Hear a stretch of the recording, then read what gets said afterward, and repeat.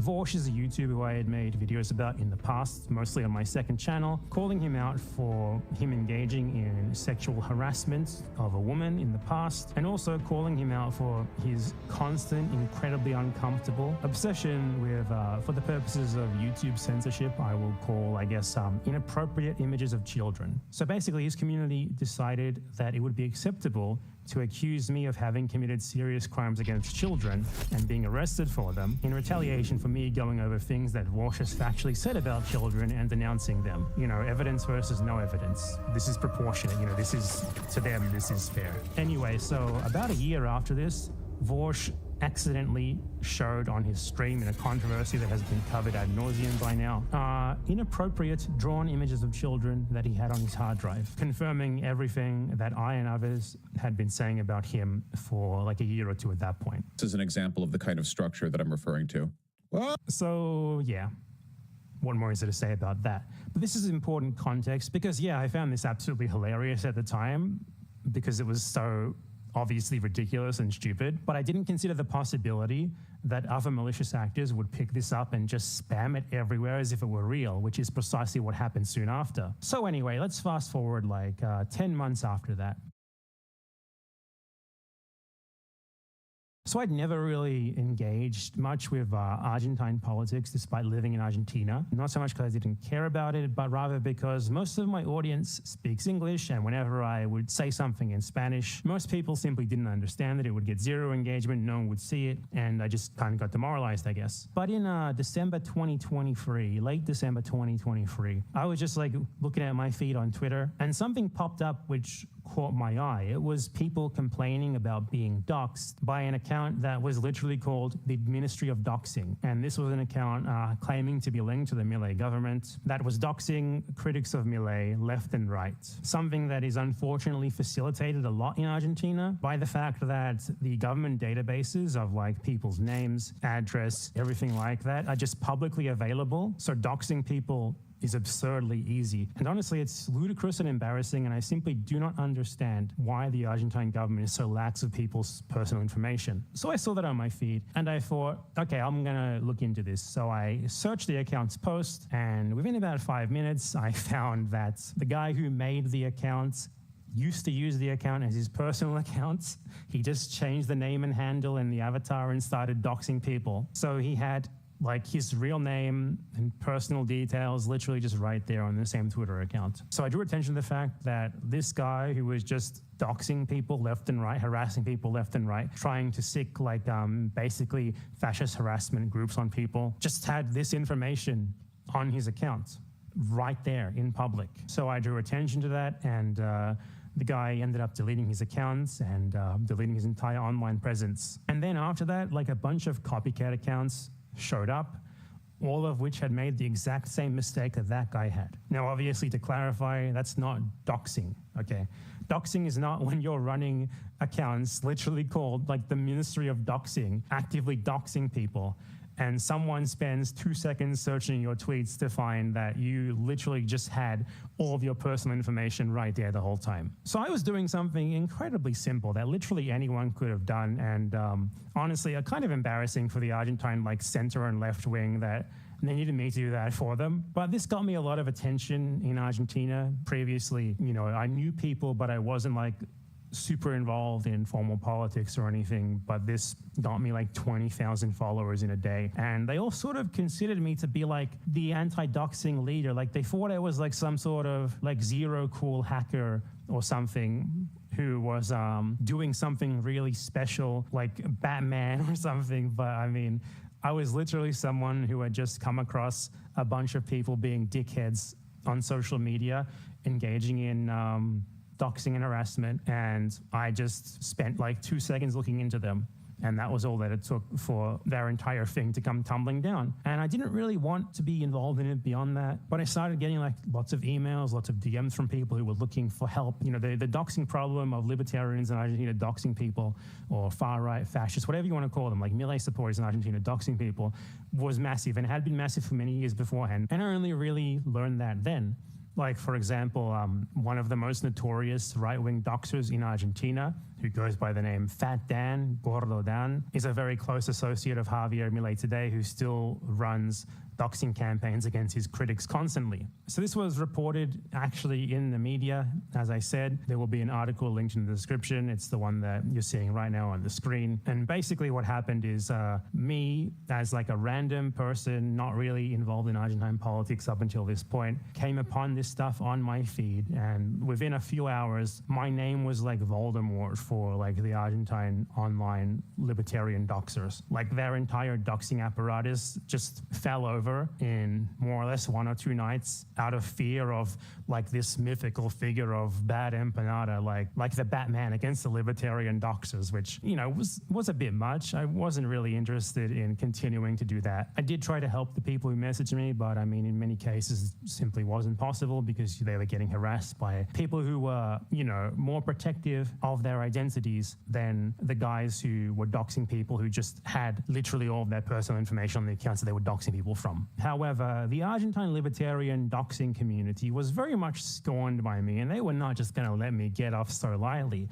No, no, no, no. So what very quickly happened is they tried to dox me. However, they quickly found out that this didn't really faze me in the way that they had thought it would, because I don't have any fear of people knowing who I am, like they clearly did. So it just didn't really work on me. So what they ended up doing was accusing me of child crimes, in part based on that initial Vorsh post that we just went over, because they Googled me, like trying to find dirt on me, I guess, and the only thing that they could find was that, and they just ran with it. So this post popped up, which was seen by apparently 220,000 people with 500 retweets and 1.6 thousand likes, claiming that I had been exposed as a pedophile and saying that we have looked for his criminal record in Australia and he has a civil case against him. And he also has cases against him for pedophilia in Australia. His username is @badempanada. Take care of your children. He lives in Argentina. And attached is incredible evidence from the website Court Data Australia, which, to be clear, this guy would have had to pay like $30 to access, claiming to show a civil case against me. This screenshot is actually edited. I initially thought that it was a screenshot of my grandpa because he has the same name as me, but when I went and looked, no, this actually just doesn't even exist at all. This guy just made this up. And then a picture of my face from my Instagram, and then a screenshot of a video by Infrared has. And yeah, that's clearly incredibly dispositive evidence. I don't know, is dispositive the right word? Like convincing, I don't know, what would you say? Like smoking gun evidence of these claims against me. And then he continues saying, this guy just walks in the street like he's never done anything. He has a YouTube and an Instagram, and he apologizes for terrorism and Hamas. And why don't the police do something about it? Are we all crazy? He should be a prisoner right now. So when I initially saw this, I was like kind of worried, because in tandem with this, these people were looking for where I lived, and they thought they had found where I lived through that database that I mentioned earlier, but it was not, because I, had the foresight to register my address with one of those companies that gives you like a tax domicile that you can put on forms and stuff, rather than the address of where you actually live. So I was thinking, there's like 1,000 people tweeting at me about how I'm supposedly wanted for serious crimes in Australia, or I don't know, I guess in Argentina too. I'm not exactly sure what the narrative they were going with here. It doesn't exactly make much sense when you really think about it. And what happens if one of those people sees me or something in the street? So like all that really ended up happening is that day I went to the gym and I was a bit more guarded than usual. And yeah, if you can believe it, I have been to a gym before. I know I don't look like it. And then it took me like 2 days of like being slightly on edge to realize these people don't go outside. The sort of person who sees this, believes it, and is so outrageous to act upon it is sitting at home and just watching anime and playing video games all day while like participating in pro-melee doxing groups. So I very quickly realized that and just sort of got back to making videos. So these people did continue to tweet stuff about me like constantly for months after that. Like tons of them would show up saying, oh, hey, you're like a convicted criminal in Australia. How dare you be in Argentina? Blah, blah, blah, blah. But then soon following this, my anti-Israel stance got the attention of an organized harassment organization called the Shirion Collective. And they started like showing up, responding to me, accusing me of, the same things those people were, with the same screenshots from the Vorsh subreddit and stuff like that. So the Shirion Collective doesn't really exist anymore, though its users are still around. It sort of collapsed because in June of last year, the leader of the group, who was paying its participants to dox and harass people and attempt to incite others to kill them, was ousted then as Daniel Linden, who's basically one of those guys who manages accounts on OnlyFans. I mean, come on, dude. And after that, the group sort of fell apart. It was basically a Telegram group through which they coordinated harassment campaigns against people on social media and like mass reporting campaigns and stuff like that. So initially, Shirion started responding to me, spamming like fake screenshots they made of me, accusing me of the same sort of stuff that the Argentine far-right was. But it kind of failed to get much attention despite their best efforts, because at the end of the day, no one really followed their accounts except a bunch of bots and members of the organization itself, so they didn't really have much reach. On January 12th, 2024, they made this fake screenshot and started posting it everywhere, but they didn't really get much dissemination outside of their own circle. So at that point, they decided to try and enlist someone with a bigger following to spread their defamation against me. And the guy who ended up doing this for them was a total loser known as Drew Pavlou. Drew Pavlou is basically a guy who, ever since he was like 18 years old, has been doing nothing but framing himself as like a really brave anti-Chinese government activist while failing completely to ever actually hold down a job or anything at all. And a couple of years into that grift, he got noticed by Australian far-right financiers, chief among them a guy named Simon Fenwick. Simon Fenwick is a far-right millionaire who's deeply involved in the funding of many causes on the far right in Australia and also, coincidentally, pro-Israel groups. So Drew Pavlou ended up getting hired by Simon Fenwick to shift from his previous grift, which was like, I am critiquing China from the left, I'm a progressive, to a new grift, which is much more openly right-wing and very much overtly pro-Israel. And this is very much a matter of public record. There was a case where Drew Pavlou was forced to disclose who pays him. Turned out that he received $25,000 from a company owned by Simon Fenwick. He's also openly thanked and praised Simon Fenwick numerous times for his support. You know, it's open, it's clear, it's obvious that he's getting paid by this guy and possibly by others to basically just be a far-right troll online who defames people in mostly abortive attempts to get them to stop critiquing the causes that Simon Fenwick and others like him support. And Pavlou's horrible behavior under the influence of this far-right money became so extreme that he actually ended up getting expelled from Amnesty International for it. So Shirion evidently got in contact with Drew Pavlou, and he was very happy to start spreading the same stuff that they were spreading about me. And this new defamation campaign was centered around the screenshot that Shirion had fabricated and started trying to spread 3 days earlier. And wouldn't you know it, the fake Discord screenshot from that Vorsh subreddit post that we went over at the beginning of the story. Interestingly, this also followed me getting a number of messages from Drew Pavlou, which included things like my passport number and my address. And this happened on December 2nd, 2023, which was more than a month before he and Shirion Collective's doxing and defamation campaign against me began, which happened on January 12th to 15th. 2024. So I think it's pretty clear that they had this planned in the pipeline for quite a while. Also very interesting is that right exactly around the time this was happening, I found this out a lot later, but the YouTuber Keffels, bizarrely, was doxing me at the same time. Like, she openly said in a DM with someone, well, I guess that's not open, but she said to someone, I believe it was the editor, in DMs that were later leaked, that she hired an Argentine private investigator to find my address and my docs and all that sort of stuff. So I have to, wonder if there was some sort of link between this and this Shirion Drew Pavlou doxing / defamation campaign. That would be fucking wild. It's just really suspicious that all this was happening at the same time. Like, Keffels doxing me, Drew Pavlou and Shirion doxing me and defaming me, and the Argentine far-right doxing me and defaming me. Literally all happened in December 2023 and January 2024. So let's take a look at the new purported screenshot of something that I purportedly allegedly posted, according to these people, which they were using to accuse me of basically, the sort of thing that gets people to hunt and kill you, obviously for precisely that reason. That's what they wanted to happen to me. So you have the original Vorsh subreddit screenshot, which I went over, and then you have this purported screenshot, which, spoiler, isn't real.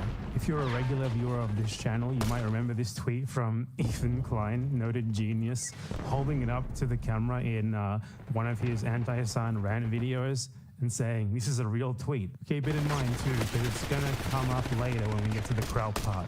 So before I provide like really smoking gun evidence that this is just plainly faked, I want you to look at it and think with your brain so we can have at least some sort of like teaching moment. Does anything seem off about this to you? I would say that like someone tweeting something like this, it probably wouldn't get like 4 replies, 122 retweets and 223 likes. You know, I don't think that's very likely. You also have to think like, who types like this?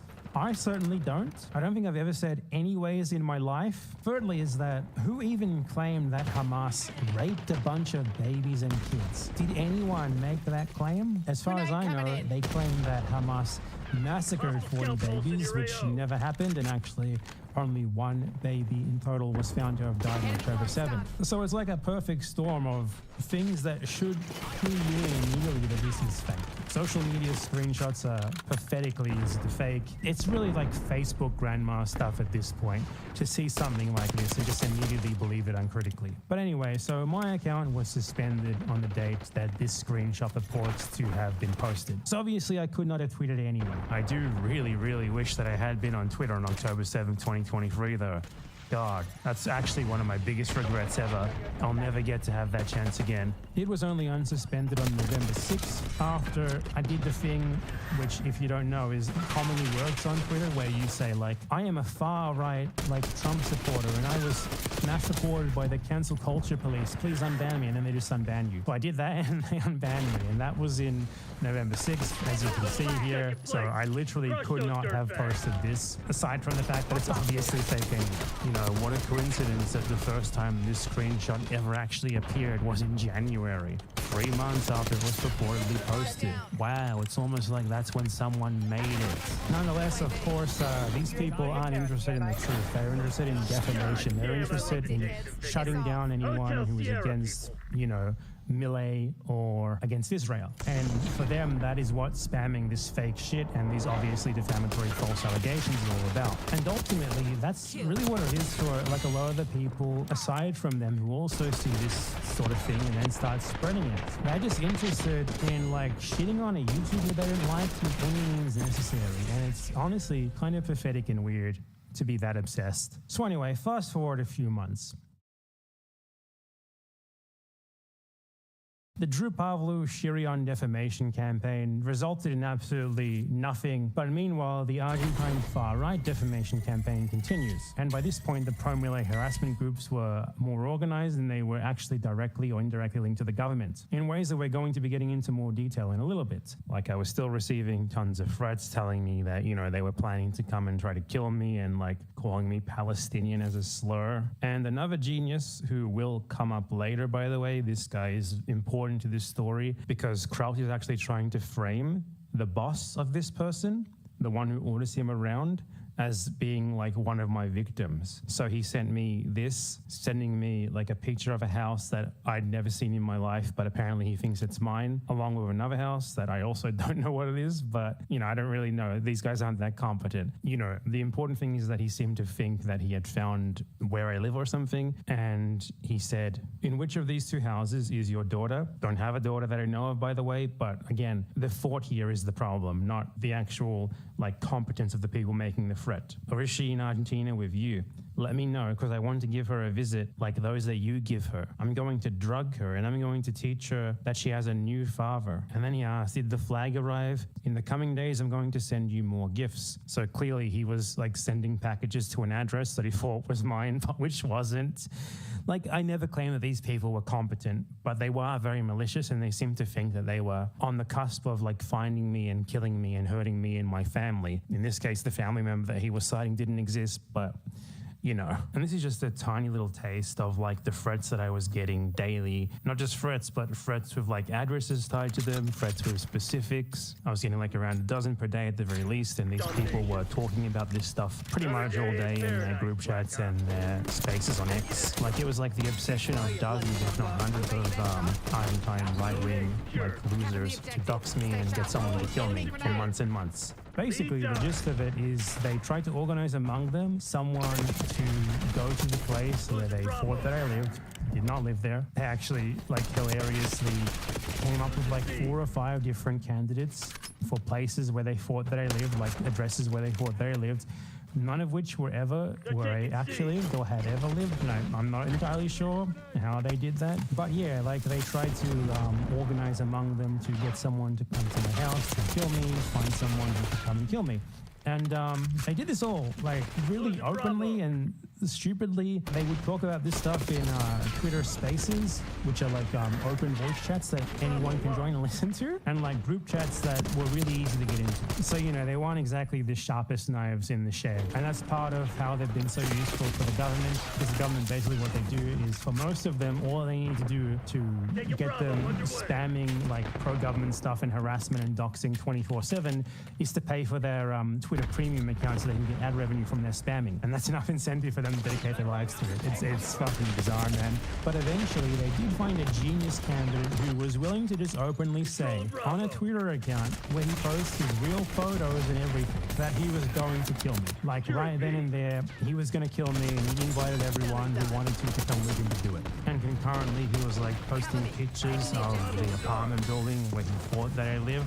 You know, it's clear what they were trying to do here. Now, if I do say so myself, this fella has the most divorce energy of anyone I've ever seen in my life. So that could explain how he got to this stage in his life. He looks about 50, 55 years old. I mean, he doesn't look like that. I know that's how old he is, because he's currently being criminally investigated / prosecuted for this. And I mean, his username is Mental Institute 666, and his display name is Kill. So yeah, you can't get any more divorce than this. So last night I was informed by the prosecutor about this case, and I'm going to cover the parts of this that could potentially, I don't know, be compromising to some sort of personal information of me or something. They printed out for me like everything they had up until that point, and the last thing that they sent me was this, which was like a formal request, basically like a subpoena to Twitter for that guy's identity, because I already had that guy's identity.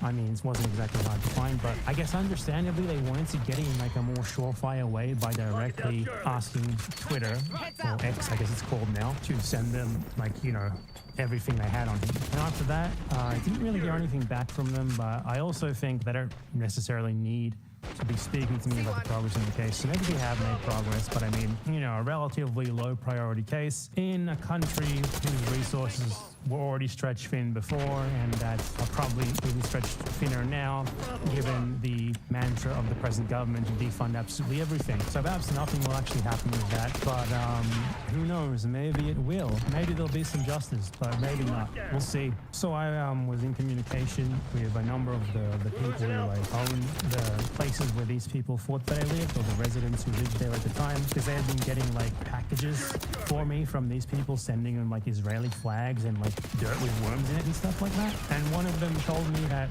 someone showed up and started like screaming about me in the street. It was more than likely this guy, though it might have been someone else who had decided to go there. This guy, by the way, is quite an awesome, swell fellow who really likes to post about how like cool and masculine he is, and about how like desirable he is, and how he goes on dates with teenagers who really, really love him and think he's really hot. Yeah, basically everything that I think we as a human being should aspire not to be. But yeah, so since then, nothing really super impactful has happened. Like, I don't want you guys to think that I'm some sort of victim or something. I mean, I guess I am the victim of these people's like harassment and stuff, but it's like, I have to think also about how has it really affected me? Aside from like a day of me being a bit like weird in the street until I realize these people don't go outside, and even if they did go outside, like I'm not gonna have much trouble with them anyway. What negative effect has it actually had on me? Because when you think about it, my channel has only grown since then. I've been working the whole time, making videos. So when I really stop to think about it, there's just not really anything to point to. Basically, both defamation, doxing, and harassment campaigns through Shirion Collective, Drew Pavlou, and the Argentine far-right one, they all failed completely. I don't know, honestly, I might be sort of gaslighting myself here into thinking that this wasn't as serious as it was. You guys can be the judge of that. Like, you know, how severe has this seemed to you? And there's more that we're going to be going over, don't you worry, because this is not the full extent of it. I've been saving a bit of it for this last part. It is obviously annoying that people are dumb enough to just like make defamatory allegations of pedophilia against you based on transparently fake screenshots. One thing that I forgot to go over until now is like the evidence that was provided for my supposed crimes, which Drew Pavlu retweeted. So let's check that out so that you can have like an indication of just how stupid you would need to be to like actually unironically believe this, rather than just be spreading it out of a desire to like dox, harass, and defame. So this was like the most direct allegation that these people had made, and you'll notice that this always comes from these like anonymous, verified accounts, because that is how Shirion Collective operates. Is they post this stuff and then they send it to someone with a bigger platform to share, so that person can have portable reliability. Like, oh, I didn't share it myself, I just retweeted it, and that's what happened here. So as you can see, this one directly said that I had criminal complaints for pedophilia, harassment, and grooming. And the evidence for this was a tweet by Infrared Has. So Infrared Has is like this honestly amazing YouTuber who's totally over the top, and I don't know if he really believes any of what he says. He's, I think, most well known for getting into a bit of a spat with a woman over how many holes women have. But yeah, that's him making stuff about me with like 4 pictures of me for some reason. Very weird, but also very funny, honestly. It's coming from him. Then the other evidence for this is my Argentine identification and tax number. Okay, like what? And the final smoking gun evidence of these 3 criminal complaints against me for serious crimes is my Australian business number. You have to be lobotomized to believe this stuff, man. Like, come on. So it's obvious that this was just a malicious, fake, made-up campaign to defame me by Zionists, led by Drew Pavlu, who is probably the biggest loser in the world. The guy's like 25 years old at this point. He's never had a job. He just spams online with embarrassing, defamatory stuff while getting paid for it by far-right millionaires. It's so sad, man. Luckily, at least in a smidgen of positive news, he is currently being sued for defamation by someone who's way more means to sue him than me, Hush Taye, an Australian pro-Palestinian activist who owns a burger chain there. So obviously he's a lot richer than I am, and he has, you know, the sort of money to be able to go after Drew Pavlu for his defamation, and good on him for that. I hope it goes well. As far as I know, this is still in the early stages. This sort of stuff takes years in Australia, as it does in many other countries, probably most other countries. So we'll have to see where that goes. But, you know, I'm not the only person that he's done this to, basically. Anyway, here's a video of Drew Pavlu's dad screaming at him, begging him to get a job. Make sure that I can do... Leave that fucking profile alone, okay? Before you go get a fucking job. I don't care about a job, I'm just trying... fucking bullshit, I'm not paying for you this dickhead. I'm fighting for what's right, that's what... Just keep your fucking profile there before you won't get hired by anybody. Anyway, so let's fast forward to more recent events. This is the part where Kraut gets involved. So in December of 2022, I made a video on my second live channel called History YouTubers Are a Complete Joke. So in that video, I used 3 videos as examples of the argument that I was making in that video, which is that by and large, history YouTubers just have no idea what they're doing.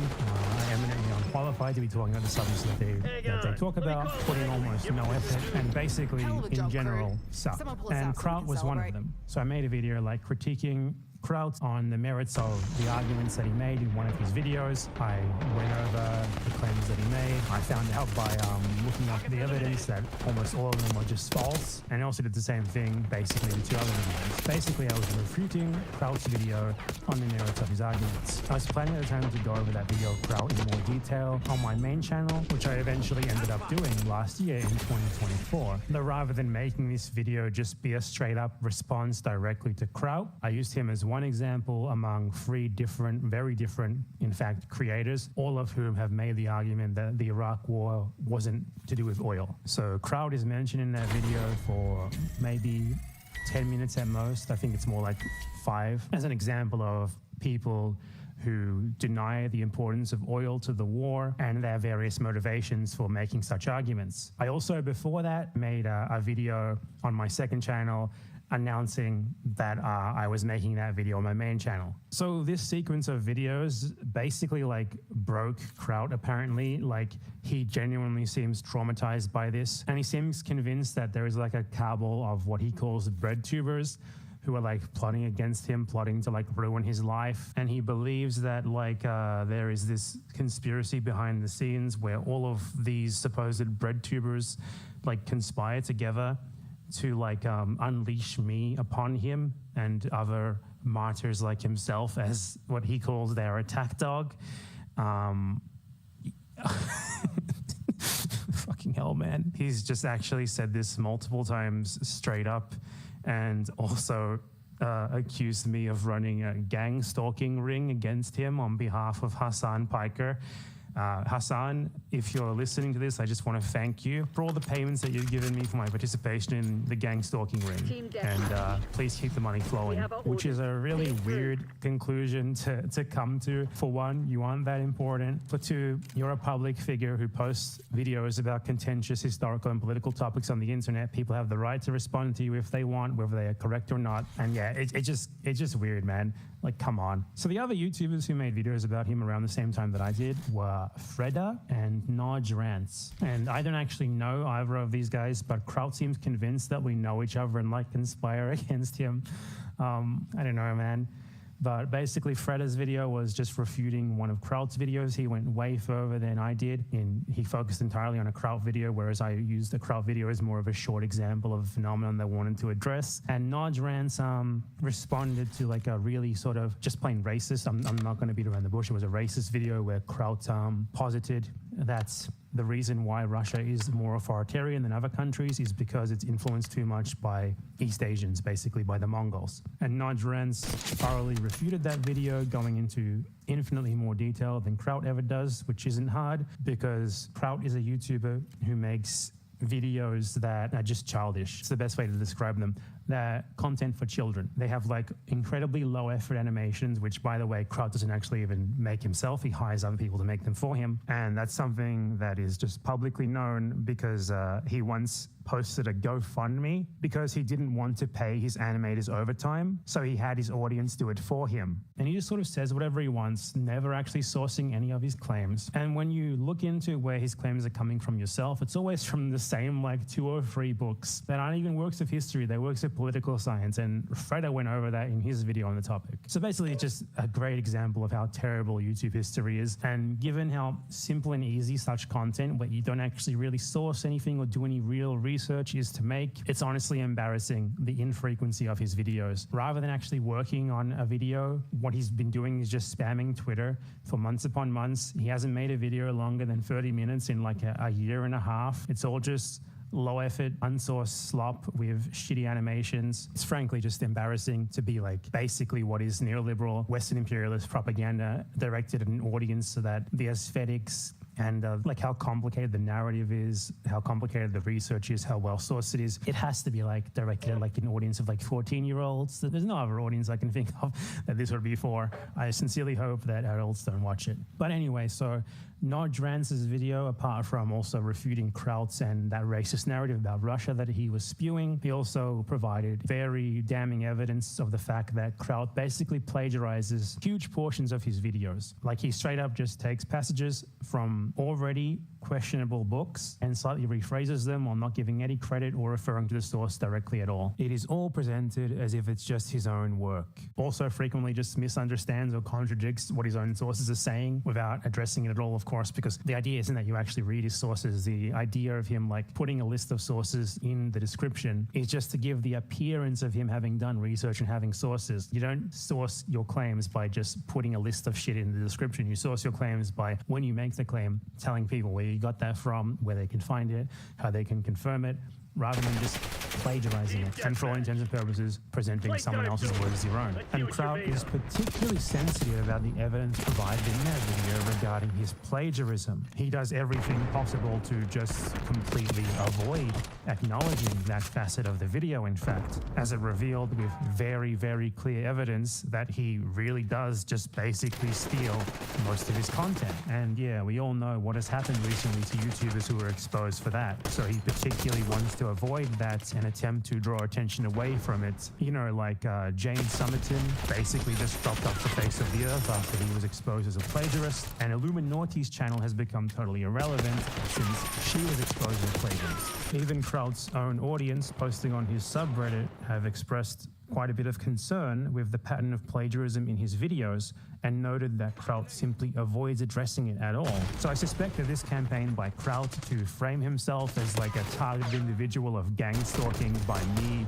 and others is at least in part motivated by his desire to draw attention away from the plagiarism allegations. But yeah, so Kraut basically went crazy with like his hatred of me since I released that video on the Iraq War, which is especially weird given that it's honestly really soft on him and he's really not mentioned that much in it at all. I think it really gets to him that he's not capable of any actual response to the arguments of his critics. So instead what he does is like engages in this narrative that he spams on his social media where he's like being harassed and victimized by me and the other creators who have responded to him. Basically like an elaborate gang stalking narrative. Like according to him, I've been stalking him since 2019 when I confronted him that he used to be an anti-SJW YouTuber, and I then demanded that he go on my stream and beg for my forgiveness. Now, I think it's safe to say this never happened, given that I did not stream in 2019. I didn't start streaming until 2021. But like, if this was the first interaction they had with me, if this did actually happen, given that Kraut at that time was just 3 years off posting this stuff where he just openly called for the genocide of Muslims and used racial slurs, which he dishonestly frames as just being anti-SJW. No, he wasn't anti-SJW. He was a white nationalist who regularly called for the genocide of non-white people. And I really do not buy this idea that he has reformed since then either, because the fact of the matter is that if you really hate Muslims in like the genocidal way that he openly expressed prior, then there's really no need for you to be that open about it. There's no need for you to like be a white nationalist who says that sort of stuff as he did before. It makes way more sense for you to be like a hawkish Western imperialist, really pro-intervention sort as Kraut is now, as that is the ideology that actually really kills the most Muslims, as the last 30 to 40 years of world history provides more than enough evidence of. More than likely what actually happened is really just that Kraut realized that it really made no sense for him to just be like an out-and-out genocidal racist who would have a lot of trouble keeping a platform while saying that sort of stuff, when he could rebrand to be like a sort of respectable, liberal, hawkish Western interventionist, which is an ideology that is way better at achieving the goals that he has previously articulated quite clearly than the actual straight up, open, proud, and honest anti-Muslim racist are. Kraut has all of these claims about me supposedly harassing him, and he doesn't actually have any evidence of it ever. Like, it's just, he just says it. And this is a theme, like, he just keeps posting what is basically fan fiction about me supposedly interacting with him constantly over the years, and not just interacting with him, but like harassing him and stalking him. Like, he kind of makes it seem like this is happening literally daily. And he's been like creating straight up fan fiction about like my personal life and my supposed real life interactions with people. And of course, there is absolutely no evidence for any of it. Like, does this seem like normal behavior to you? So Kraut was like so shaken by the literally one video that I made that mentions him on my main channel that he took to spamming pictures of me on his Twitter like dozens of times. He just posts a picture of me with what I guess is supposed to be a joke attached to it. And yeah, I mean, just look at this stuff. It goes on for quite a while. I'm sure if this happened to Kraut, he would claim that it was harassment. Like if I was doing this sort of thing to him where I just like posted pictures of him with some sort of like funny text next to it, he would claim that he was being like harassed by me and like try to report me to YouTube or something. So it is kind of ironic that he claims to be harassed by me when he's doing this. Like, this is like just weird and obsessive, man. Like, come on.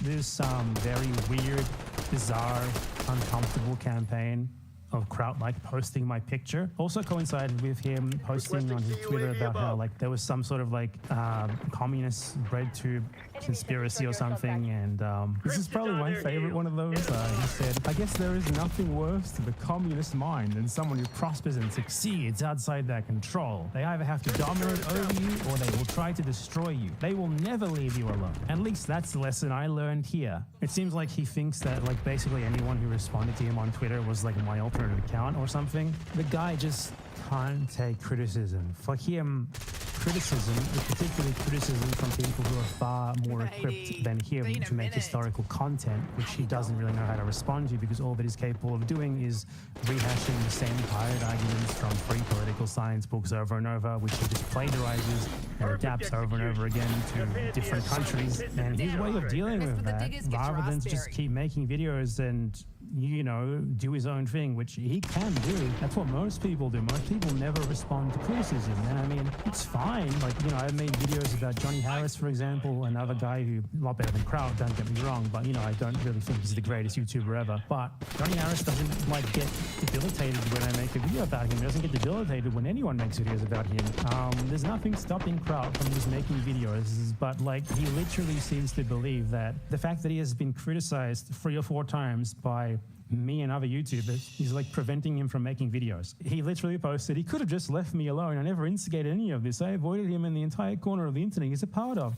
All I wanted is to make videos about things that interest me. This was from December 19th, you know, like literally months and months after he started spamming pictures of my face on Twitter. How does me making a video responding to you prevent you from making videos about things that interest you? So this is plainly just a narrative of self-victimization created by Kraut in lieu of him actually dealing directly with criticisms of his plagiarism and his bad history videos. Instead of that, he tries to frame himself as the victim of the people who made said criticisms with frankly ridiculous and delusional claims that require a massively inflated sense of self-importance to make of him being persecuted by said critics. This is actually part of why I sort of held off on making a video about what happened to me, because I didn't want people to think that I was like just trying to score some cheap sympathy points or some victim points, as I'd prefer that people actually assess what I have to say on its merits rather than just appealing to a certain narrative about myself personally.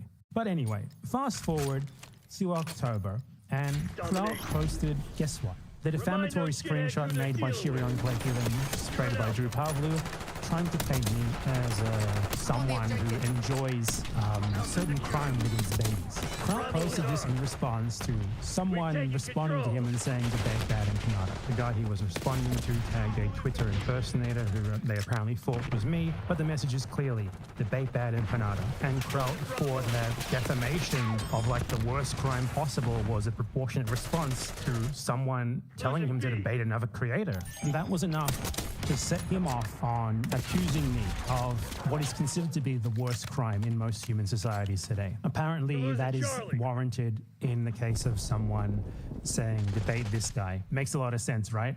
And his fans, of course, followed his lead and immediately took to spamming that same screenshot everywhere. Now, in response to this, people started photoshopping Kraut into that exact same screenshot. You can see this reply to Kraut, for example, which was posted on the very same day that he posted that defamatory tweet against me, saying, hey, look, here's a Photoshop tweet of you saying that exact same thing. Both of these tweets are fake, and your tactic, so you don't have to respond to criticism of the bullshit that you say, is blocking those who do it and making up pedophilia allegations. So he was called out literally immediately and had his own claims about me turned around on him by someone who was attempting to demonstrate quite clearly that anyone can fake this shit. So maybe you shouldn't post fake defamatory stuff about others. So, you know, if you're just gonna do that against someone else over what is ultimately a rather petty YouTube disagreement over historical facts and politics, then surely you're not going to try to paint yourself as the victim when precisely what you tried to do to me is turned around onto you with literally the exact same fake screenshot, right? But this is Kraut that we're talking about here. So he's certainly not going to say, oh, I see how awful it is to have this done to you now. I'll delete that fake screenshot that I posted. Please stop posting fake screenshots of me. Sorry for that. Instead, he actually just acted like he'd never done that and that he was the victim of like an out of nowhere defamation campaign led by me with all of my gang-stalking brothers who I personally sent to victimize him for absolutely no reason whatsoever. Turns out that Kraut found it's actually really fucking annoying and distressing to have a bunch of people suddenly accuse you of something that you aren't suddenly trying to paint you as the worst possible thing in the world, as he did to me, and as he continues to do to me, by the way. That was not simply a one-off thing. He not only reposted that exact same screenshot, but repeatedly insinuated that I had committed, like, grave crimes, and that I was only led into Argentina because they apparently don't do criminal record checks for migrants. Something which isn't true, but which he's obviously trying to spread to imply that the allegations that he made against me are true. So this set Crowd off completely.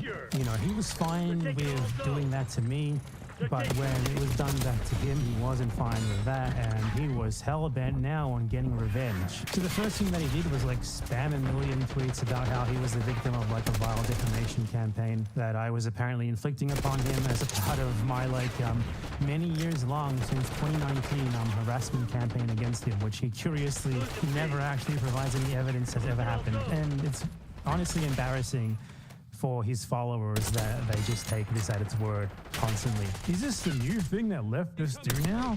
Photoshopping into tweets, framing them as pedophiles? Just like memory hold the fact that he did it to me? But anyway, so he started concocting like this really elaborate, frankly bizarre narrative about me that I'm 100% sure that he got directly from the same Argentine far-right people who were doxing and harassing and trying to kill me, because right as he was complaining about my supposed defamation campaign against him, they showed up in his mentions with like long laundry lists of my supposed crimes, and Kraut would just like retweet and share what they were saying, like uncritically saying like, it looks like Bad Empanada has been terrorizing Argentina for years and we never knew, displaying the level of critical source analysis that he displays in the rest of his content, just uncritically took them at their word regardless of how clearly ridiculous what they were telling him was. So he posted that he got some information from a lawyer in Buenos Aires about the YouTuber known as Bad Empanada. Bad Empanada is already known to lawyers in Buenos Aires. That is a weird enough claim in of itself, like known to lawyers, just like lawyers in general. So over the course of a few years, he has doxed, harassed, sent violent threats, defamed, and sent his audience through all of those things to over 50 people,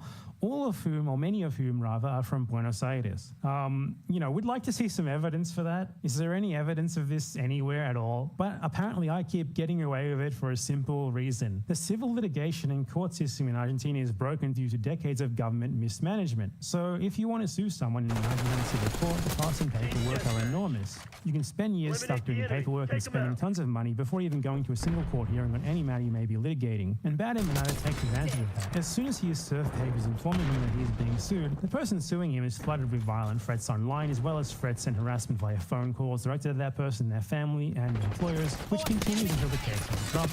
Every person who has taken the step of actually suing Empanada has basically been harassed and threatened with dropping the case. In summary, Bad Empanada is a foreigner who moved to a country broken by bad policies, takes advantage of those broken systems to enjoy impunity and zero consequences for any of his actions while living a good life in foreign currency earned through those awful actions. There is nothing one can do legally to have this person face any consequences. He basically operates outside of the structure of non-accountability, not only because big leftist spreadtubers support him, but because he takes advantage of a broken country.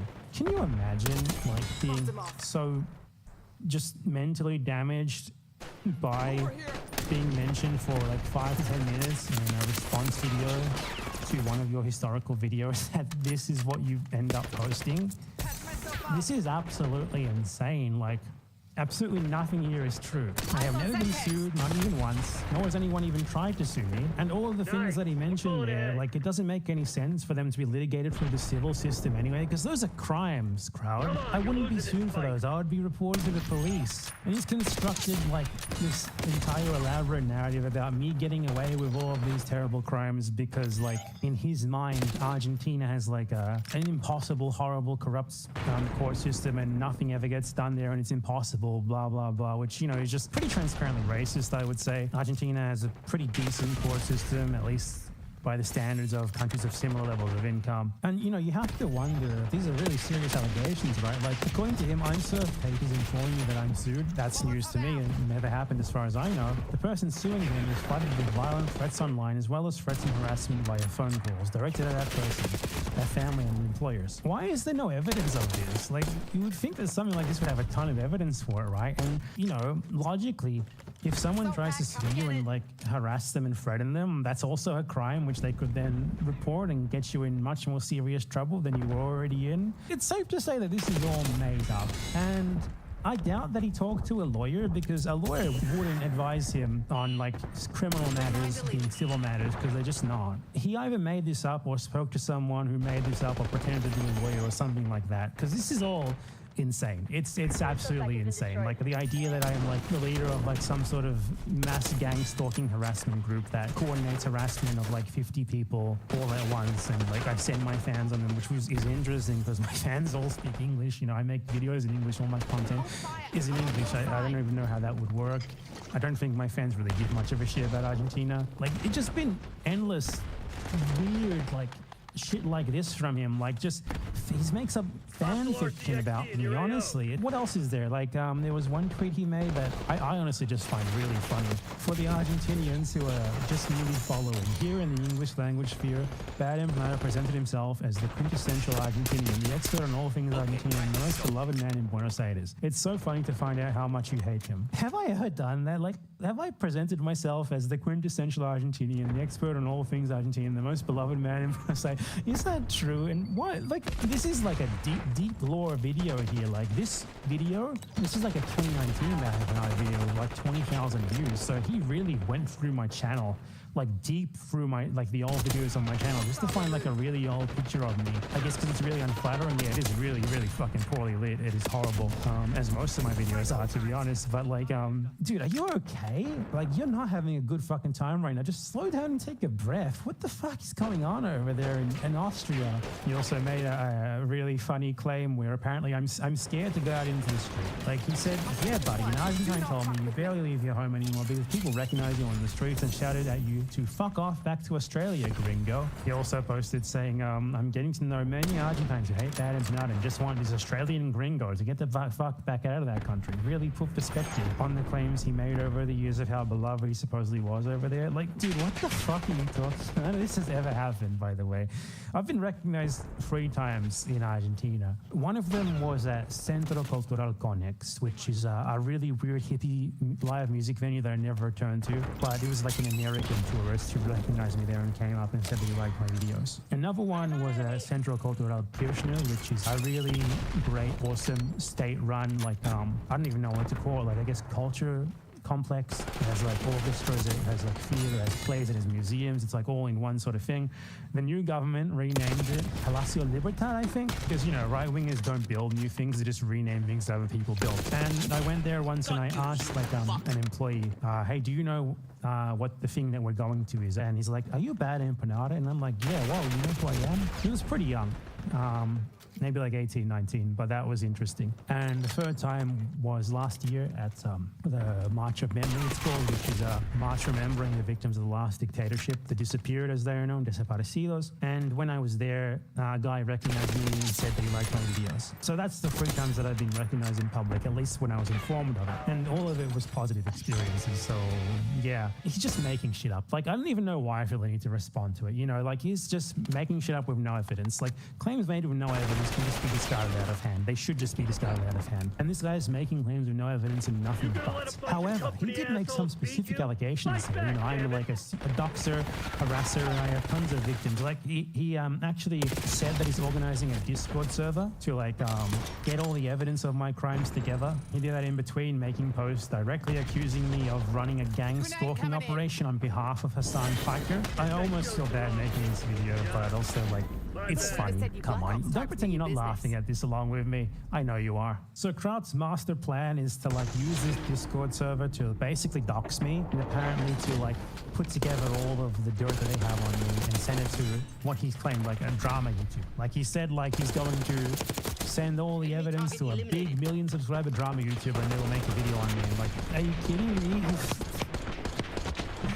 Like, you can't threaten me with a good time, dude. Like, anyone who's ever watched my second channel would know that a big YouTuber making a video about me, I would have so much fun with that. It would be so awesome. Like, what, are you going to send the Willie Mac show after me? Maybe even Squeaky McGee? Maybe even Some Ordinary Gamers? Whatever the hell that street name means. I don't know if it's possible to threaten me with something less intimidating than the idea that some of the dumbest people imaginable, drama YouTubers, commentary YouTubers, have agreed to make a video on me.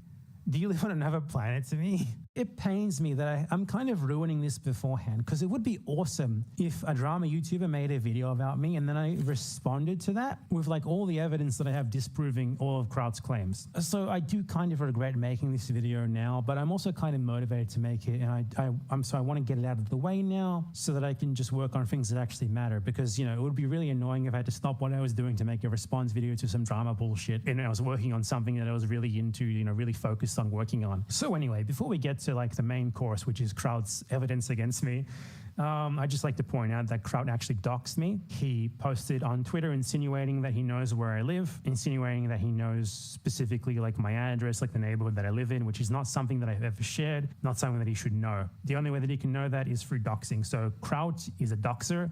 Just want to get that out there. And here you see him happily retweeting a lifelong neo-Nazi, something that I'll be going over in this video later, don't you worry, bragging about receiving my docs from the Argentine far right. I think it's pretty clear that in this bad empanada stalking Discord server that we are going on, there's a bunch of neo-Nazis, Argentine far right people, Shirion people sharing my docs, sharing basically whatever shit they can find on me or make up about me. Otherwise, how exactly would Kraut know where I live?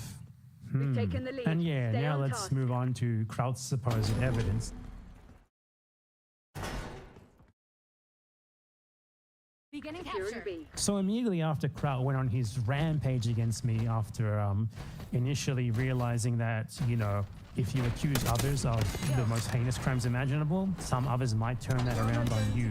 He almost immediately started reaching out to a user on Twitter called It's Croa, or Croata. Now, this is apparently someone who I harassed and whose personal information I disclosed. So who is this person? Who is Croata? Well, do you remember those Argentine harassment and doxing groups I talked about earlier? And remember how I said that there has been media articles about them? Well, what would you say if I told you that Croata is the liaison between the governments and these doxing and harassment groups? Literally someone who's a member of what are basically groups that are dedicated to harassing people, doxing them, and trying to incite people into killing them. Because that's who she is. That's literally who this person is. That's what we're dealing with. Here are a number of articles which will be linked down below of her being linked to these groups in a leadership position. So this is not something that I'm making up.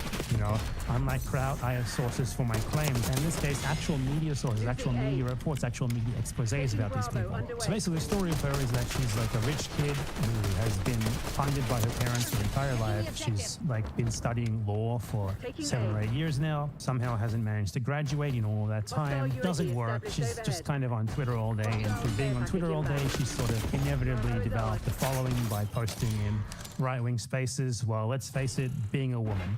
Just being a woman in a right-wing space is generally enough to get you followers, because especially right-wingers in Argentina, in this case, like what used to be the fringe right, but isn't anymore, not exactly known for having frequent contact with women. So she got followers off that, became sort of like an influencer, though I don't even know what an influencer, what does she influence? I don't know.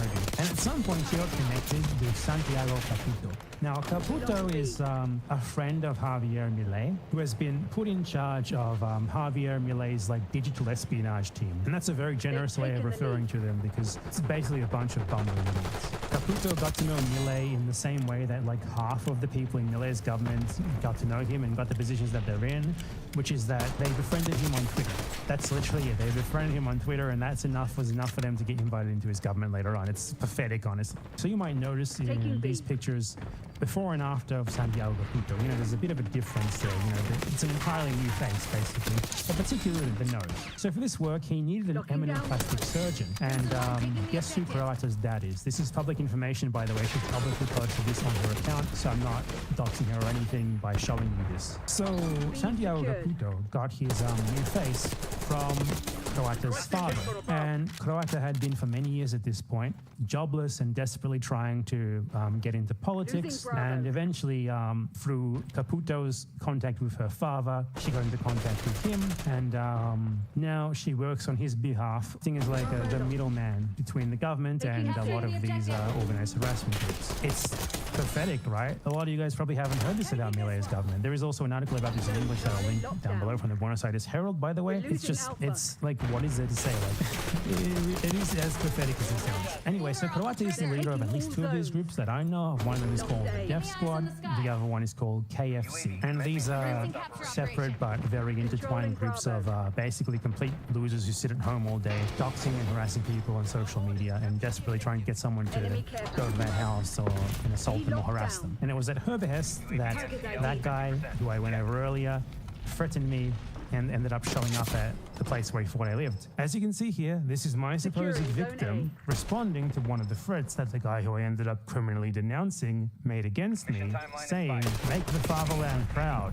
Kill. That illegal immigrant has been harassing us for months." Other excellent work that her and those under her have engaged in is there was an astrologist who posted on Twitter as like her main platform, like an online astrologist who would post like horoscopes and stuff, and she posted anti-Milei tweets. So Croata and the KFC group that she is in charge of targeted her with like a really brutal doxing and harassment campaign that is way worse than what they did to me. They first sent one of their members to her house who assaulted her mother and told her to make her daughter stop posting, otherwise they would all be killed. They then started posting her address on Facebook, saying that there was free stuff there to get people to go there, hoping that this would result in angry people attacking them when they realized there was nothing there and they'd traveled for nothing. And they also antagonized people online and then invited to come and fight them in real life, giving them her address, which resulted in numerous angry, violent people showing up at her house. They then organized X spaces named Group Masturbation Session to Alien's Voice, and then sent her a video of a man masturbating while her voice was playing. This video was sent by a man named Federico Javier Gorga. As his name has been reported in the mainstream media, as you can clearly see, it's not doxing for me to reveal it. Gorga's online alias is Barani. Remember him, because he's going to come up again very, very soon. The next month, they hired a company to hang a banner outside her house saying, "We love your voice," from KFC. Since then, they have continued to harass her, including by using AI to make fake pornographic pictures of her. Another of their victims is Javier Smaldone. Smaldone is a cybersecurity analyst who was using his skills to investigate the links between Santiago Caputo and the KFC doxing group. Once he began posting evidence of the connections between them and between the user Croata, Santiago Caputo started tweeting about them himself, and very soon following, KFC doxed his daughter, using the same modus operandi they had used against the astrologist to attempt to incite people to attack her. She received hundreds of messages, phone calls, and visits to her home. Then, Croata began attacking her as well.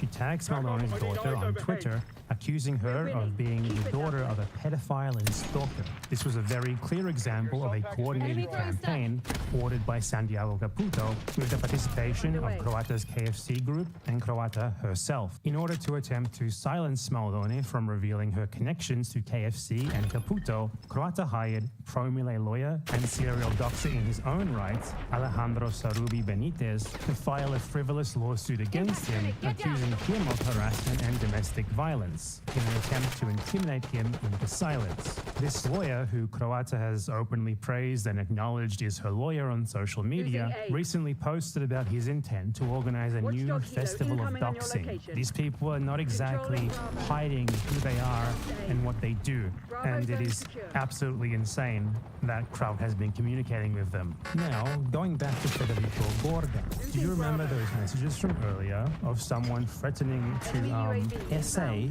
my non-existent daughter and talking about sending things to my house? That was Federico Gorga, who again operates under the command of Croata. And here is an X space where Federico Gorga, using the alias Barani, the blue avatar, is speaking to Croata regarding which member of the KFC group will get the task of going to find my house in person. For some reason, they thought they lived in Cordoba in a rather humble area. I don't know why they thought that. I've never been there before. But yeah, and that's why they're talking about their targets being from poor areas here.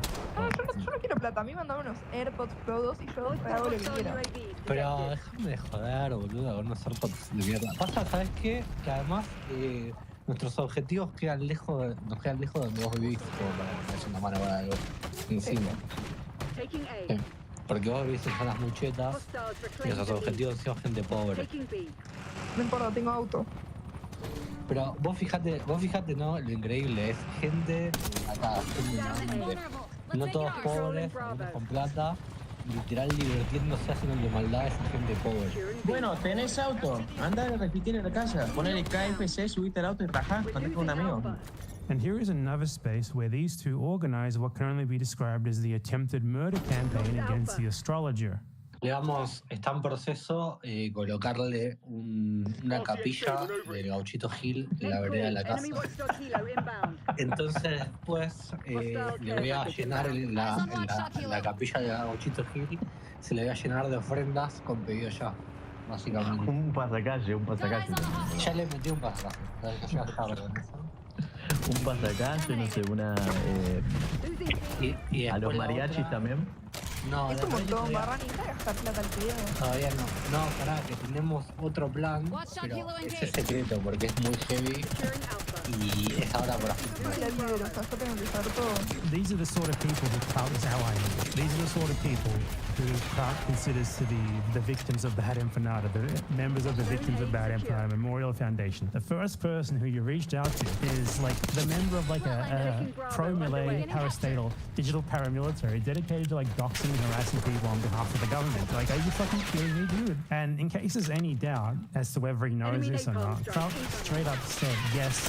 He admitted that he has been in contact with her and that, you know, he knows this. So there's no plausible deniability here. This guy knows precisely who he's talking to. And this is just a straight out malicious campaign to frame the people who literally doxed me and tried to kill me as my victims. Like, it's fucking absurd, man. But wait, there's more. Just when you thought it couldn't get any worse. Here is a screenshot from the other group that Croata leads called Death Squad. These people invited me into this group, I guess with the idea of like getting me to argue with them or something, and then sort of forgot that they had invited me into it. So I was just like sitting there taking screenshots of the stuff that they were saying and gathering evidence. And at one point, one of the members of the group doxed my mother and said in the chat, "This is the mother of Bad Empanada." Another user said, "Is this real? I thought that was fake." And then Croata responded to that person with the full dox of my mother. So this person, who Kraut is counting as my victim, is someone who has been involved in dozens upon dozens of doxing and harassment campaigns, and including attempted murder campaigns against so many people, including against me, someone who has doxed my family members. But hey, let's give him a chance. What evidence does Kraut present to show that she is actually my victim, that I have actually harassed and doxed her, and that we have this all the wrong way around? So here is a post that Kraut made with an attached screenshot. He claims that this screenshot is proof that I impersonated law enforcement and threatened what he calls Argentine political commentator Croata, that's a very generous description, after having doxed her on her private phone number with demands to delete tweets that she made about me that I didn't like. So let us see if his narrative around this screenshot at all holds up. A reminder before we begin, he has posted this exact same accusation with this exact same supposed proof like a dozen times. He's extremely confident in this being like clear evidence of my wrongdoing. So firstly, if you see that censoring of the phone number, Kraut added that himself. It was not there in her original tweet. So the fact is, she actually doxed my phone number, posting it for everyone to see. Aside from that, Kraut, being a massive idiot, didn't consider the fact that she had messaged me first, which she factually did, because she had doxed my phone number using her access to government databases that she has because she is the leader of multiple government-backed doxing groups. So she sent me messages first, and I didn't respond until I had organized a new phone number because I knew that the initial messages were a ploy to confirm that I was indeed using that first number that she had found. Then, after she started a campaign to do what Kraut did to me, branding me as a pedophile and encouraging others to do so as well, as you can clearly see in these screenshots right fucking here, just still there on her account, which Kraut is too stupid to look for. Or honestly, I don't know, is that true? Or maybe he's just malicious and he's doing this on purpose, knowing that he's taking all this out of context. Note the date on this one, by the way. The same exact day that she sent her friend to look for my house and kill me. After she did that, I sent her one message saying to her, "Hi, Sophia. Today, we are preparing a complaint against you for falsely implying that I have committed crimes. You won't have any defense because the crimes that you were accusing me of cannot be proven. You can, on the same social networks where you committed these crimes, retract your claims and clarify that they were false. If not, we will proceed with a criminal complaint against you. And after that, we will denounce you civilly as well for damages. In a defamation trial, retracting your claims is only a defense if you do it before the complaint is made. I give you 24 hours. So aside from his pathetic doxing narrative already having been refuted, I clearly do not impersonate law enforcement in there at all. He made that up. I don't know, like, what is wrong with his brain, man? And the supposed tweets that he says I don't like are literally tweets where she publicly announces that I am a pedophile. Like, oh God, Bad Empanada, you threatened someone with a lawsuit for publicly defaming you as a pedophile and telling others to do it as well? Oh, yeah, you fucking horrible person. Dude, what the hell is wrong with this guy? What the hell is wrong with the people who follow him?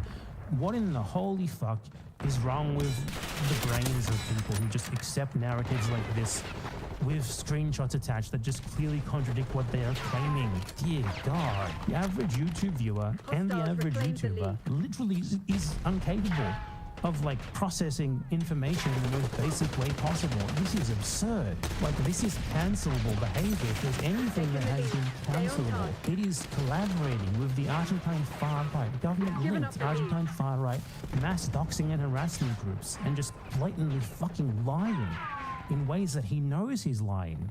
Kraut also openly said that he met up with one of these Argentine far-right people in real life, and he specified that it was a woman. So I think the question has to be asked, has Kraut been meeting Croata in real life? Because that is even more serious than what he's already been doing.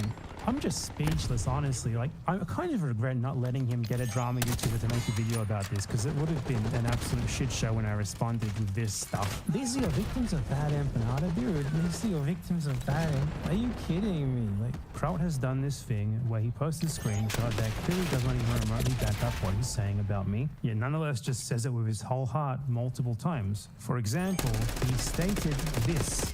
At one point, Bad Empanada even tried to rile up Arabs living in Buenos Aires to attack Jewish neighborhoods. And the evidence for this is a tweet which says, "It's time to create an organization of Palestinians and Arabs of all religions in Argentina to defend their rights and to fight Zionist racial hate organizations. For too long, organizations like the DEA, which is the main Zionist lobbying/harassment/doxing group in Argentina, have had impunity, and they're treated by the media as if their positions are serious, while they advocate for colonialism and, as happened today, even openly advocate for the massacre of all Palestinian children."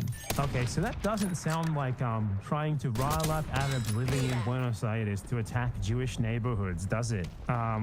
It seems like Kraut is just like making up fan fiction and posting a screenshot that is nothing like what he says it is. So what's the context of this screenshot? What's the thing that I said happened today, as in the day that I posted that on? Well, the leader of the DAIA, which is, as I said, the main Zionist lobby group in Argentina, posted on Twitter saying that, as we will repeat ad nauseum, there are no civilians in Gaza, perhaps only the children younger than 4 years old. So yeah, this is what Kraut is defending, and this is what he seems to think it's like morally wrong to form a group to advocate against, and what he frames as riling up Arabs to attack Jewish neighborhoods. Like, dude, what the fuck is wrong with you? This is not only defamation, malicious and intentional defamation, where he's attaching a screenshot that doesn't even remotely corroborate what he's saying about it, and this is not the only time that he does this. He does it constantly, lying about it to paint something that's obviously fine, actually not just fine, but good, because this is an organization in Argentina that is dedicated towards spreading racial hatred of Palestinians and Arabs, to the point that they think that any one of them over the age of 4 should be killed. This is an organization whose members went out into the street to shoot homeless people for the glory of Israel. Quite a lot of context that you've left out there, and even in spite of that context, even without it, what's said in that screenshot is totally fine and nothing like what you said it was. And honestly, this is taking so long. It's like, do I really need to cover them all after that? Should I go over each and every one of these? I'll try to make it shorter because this is taking a long time. So let's go over the other Argentine victims of bad empanada according to Kraut. The members of the Victims of Bad Empanada Memorial Foundation Argentina Division. We have user @Babalu, and if you search his posts or his replies to my handle, you can see that he was actually a really early adopter of the Smear Bad Empanada with literally the worst crimes possible campaign. He was posting this stuff already in November 2023. Like, that's before the main campaigns of the Argentine far right and the Zionist campaign against me began. This guy's been like publicly defaming me and trying to get people to kill me for even longer than the others have. This guy is also an enthusiastic Gaza genocide supporter. As you can see in the screenshot, he says like 99% of them are gone. What he means by that is Gazan children. That's what this conversation was about before my account was unfortunately suspended, so we can't see what I was saying. This guy also showed up practically immediately in Kraut's mentions when Kraut started saying this stuff, and he has a bunch of screenshots that he responded to Kraut with, which are clearly screenshots of like group chats that he is in. These are certainly organized harassment group chats. So honestly, I think this guy is probably a part of like the originators of this smear against me, of the later campaigns against me. He's probably involved in those as well. The account is anonymous, obviously, so we can't know for sure. But like, this is your victim of bad empanada. This is your victim of bad empanada. You want to know what the worst thing is? This guy posted a clearly defamatory screenshot of what is either a fake Reddit post or a Reddit post that he or someone else in his organized harassment group chats posted to sort of make it sound like I had threatened to rape a 14-year-old and driven that 14-year-old to suicide as a result. The first time that this screenshot ever appeared on the internet was on this guy's account. This is obviously something that any of these dumbasses could make up, and given that there were multiple concurrent campaigns to accuse me of horrible crimes to try and incite people into killing me, it's really not surprising that one of them went this far and fabricated this. Now, you would think that Kraut would react to this with some healthy skepticism, like saying, okay, that's easy to fake. You know, where's the proof this ever actually happened? Beyond a screenshot of a now deleted Reddit post from a now suspended Reddit account that literally had not appeared on the open internet until you posted it in response to me right now. No. What Kraut did was share this defamation as if it were just sort of self-evidently true, totally uncritically, repeating the narrative that this organized harassment and doxing group member was spreading about it. If this is not cancelable behavior, then what the fuck is? So Kraut is thus far 2 for 2 on attempting to present like literally the scum of the earth, the worst people in the entire world who have been targeting me, harassing me, defaming me, attempting to get me killed as my victims. Let's see if he does any better with the next one. EUD Toxic. Okay, this one's really funny. So this is someone who I had one single argument with because she was denying that there was ever a significant population of black people in Argentina. So I showed census statistics which prove that for at least a significant part of Argentine history, black people were indeed a significant portion of the population. So clearly, it is incorrect to frame it as if Argentina never had a significant slave or black population, because quite clearly it did have a significant proportion of slaves. Otherwise, how would 25% of the population have been black? Now, this doesn't mean that, as like a lot of weird Americans like to claim, like they're really oddly obsessed with racism in Argentina, that there was like a genocide of black people in Argentina. There wasn't. What actually happened is just that lots of people from Spain and Italy immigrated, and no new black people immigrated, and there was no segregation. So people mixed, and black people just sort of got diluted out in like this flood of whites. Yaqub would be proud. but it's still incorrect to claim that there was never a significant black population in Argentina, because obviously 25% of the population in the biggest city, and probably higher than that elsewhere, given that black people were more likely to be in more rural areas, is significant. And her response to that was not only to double down, but to claim that I was sent by the CIA in order to legitimize a future US invasion of Argentina, because apparently they're going to invade Argentina on the pretext that it's racist in order to steal its resources. I'm not kidding. These are real things that she thinks and has said just openly out there on the internet. So this person also runs a business that is a middleman recruiting business that helps American companies form outsourced teams in Argentina, essentially exploiting Argentines by paying them way less money than they would get if they lived in another country and getting paid for it. So I called her a scammer because of that.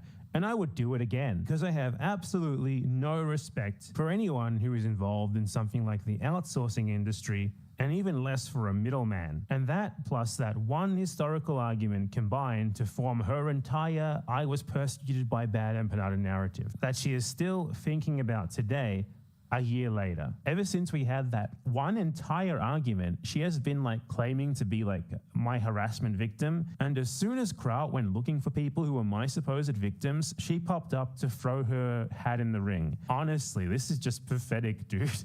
But at least this one isn't someone who was literally like a participant or leader of a group that tried to dox and kill me, at least as far as I know. And this is like a recurring problem on the internet, where basically people think that like any sort of antagonistic or like not nice social media interaction is harassment. Their defense mechanism for when they are wrong about something, or when, you know, someone is criticizing them or someone just doesn't like them or whatever, is to complain that the other person is harassing them while posting on public social media platforms. Like, I genuinely think that a lot of people just are not cut out for using platforms where anyone could show up and respond to you. And that spurs that sort of reaction, like complete overreaction of like, oh, I'm being harassed. This person is harassing me. We have a vendetta against each other. No, I just argued with this person for like one day about something that she was wrong on, and she refused to admit that she was wrong. So I stopped responding, and then she kept spamming for days, weeks, months afterwards. Like, she couldn't stop thinking about that argument. She threatened to sue me for defamation because of it. I'm actually paid by the CIA to try and frame Argentina for being racist. So let's move on to the next victim in Kraut's list, Roa Mendez. And Kraut expanded upon his allegation here with a further post where he claims that I doxed Roa Mendez and accused her of horrible crimes with her grandpa. Now, Kraut actually edited this screenshot to remove a pretty important context from it, because his narrative about this wouldn't hold up with said context. He actually got this screenshot originally from the aforementioned organized doxing and harassment group member, Babalu, but he evidently decided it wasn't damning enough, because in the full screenshot you can see that Roa Mendez was part of a defamation campaign against me and started spamming me saying that I was a pedophile. There are many more instances of her doing this before I finally had enough and responded. She curiously started posting this on the exact same days that a campaign was started against me to brand me as such by Manuel Ignacio Tesson, a Javier Milei campaign manager directly linked to the government, which kind of hilariously involved him threatening me never to go to the neighborhood where he lived because apparently he would beat me up. I mean, just look at him. Yeah.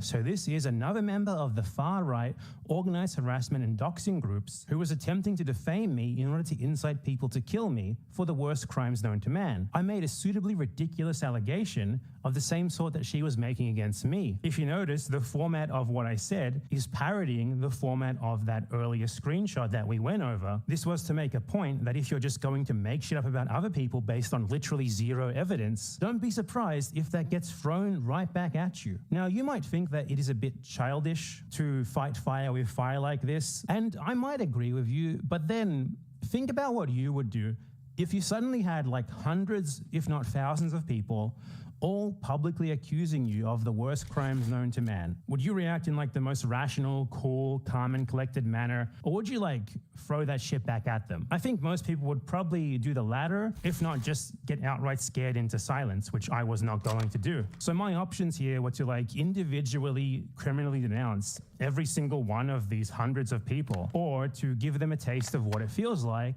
when people do to you what they were doing to me. You know, judge me if you want.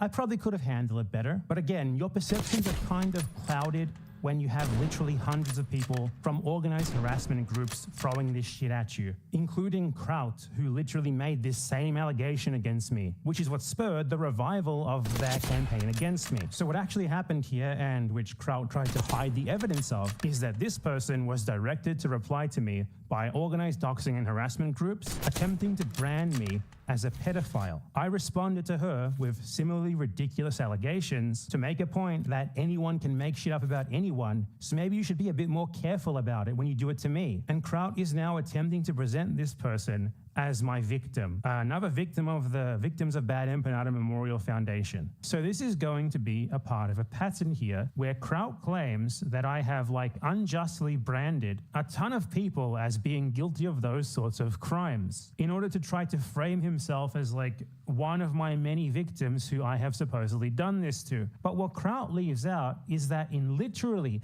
every single instance, those people did what he did to me.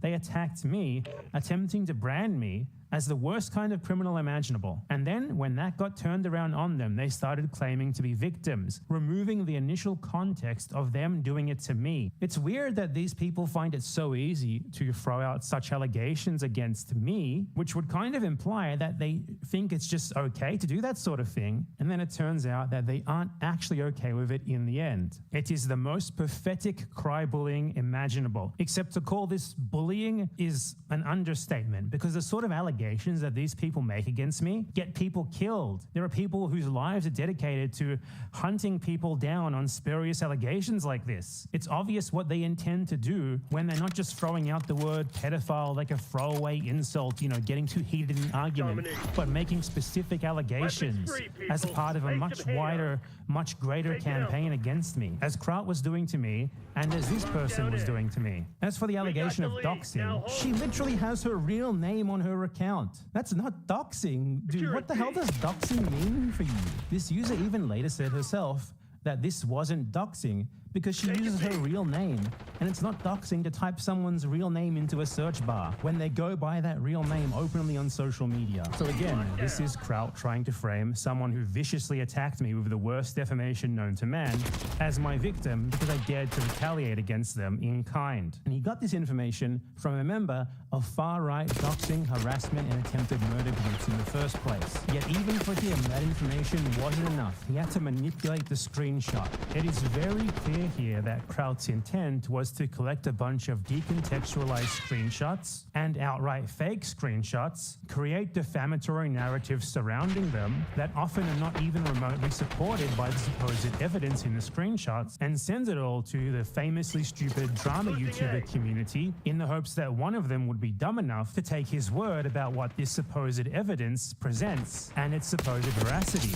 He framed the leader of organized harassment, doxing, and attempted murder groups as little more than a political commentator, and me sending her a message threatening her with a lawsuit for defaming me openly as a pedophile and for her participation in the doxing and harassment groups that were trying to get me killed, as me impersonating a police officer to harass her. And he framed me trying to organize a group of Palestinians and Arabs in Argentina to fight back against the overt genocidal racism of an Israel lobby group whose leader on that very day had announced that he wanted all Arabs over the age of 4 dead, as me trying to rile up Arabs to attack Jewish neighborhoods. That level of narrativization is insane. And it's even more insane that I'm 100% sure that the audience of drama YouTubers would have been dumb enough to buy it. They're not exactly the sort of people with the brain power to pause a video, read what's on the screen, and ask a question like,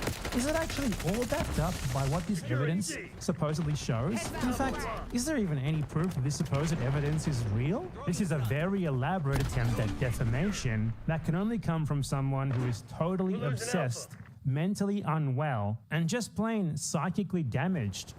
How powerful am I that one response video to you can do this to you? Let's check out the next one on his list of Argentine victims of bad empanada. So the next one on this list is someone I've never heard of with a private account. I have absolutely no idea who this person is, so I can't comment, but you can assume that this is some far-right doxing harassment group member, and who then played the victim when I responded to them, just as all these other people are. Like, they participate in doxing campaigns, they participate in harassment campaigns, they literally send people to my house to try and kill me, they spam the internet accusing me of very specific heinous crimes, and they're the victims. Like, you gotta be fucking kidding me, man. Come on. And then we have another guy, Fran Warsnop. Now, obviously, that's not his real name, but I do recognize who this is. This is one's like an old one. At the time, he was actually the social media manager of the Libertarian Party of Entre Rios' official accounts. So this is a collage that I put together back then of him calling people the N-word, or the Argentine equivalent of the N-word, using the word black as an insult, throwing homophobic slurs at people left and right.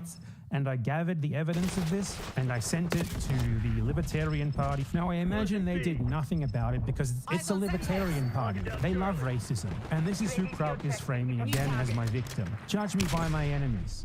Judge me by my enemies. I am happy that I denounced this racist, and I would do it again. I did not do anything wrong here. The guy claimed that I sent this to his university. That never happened.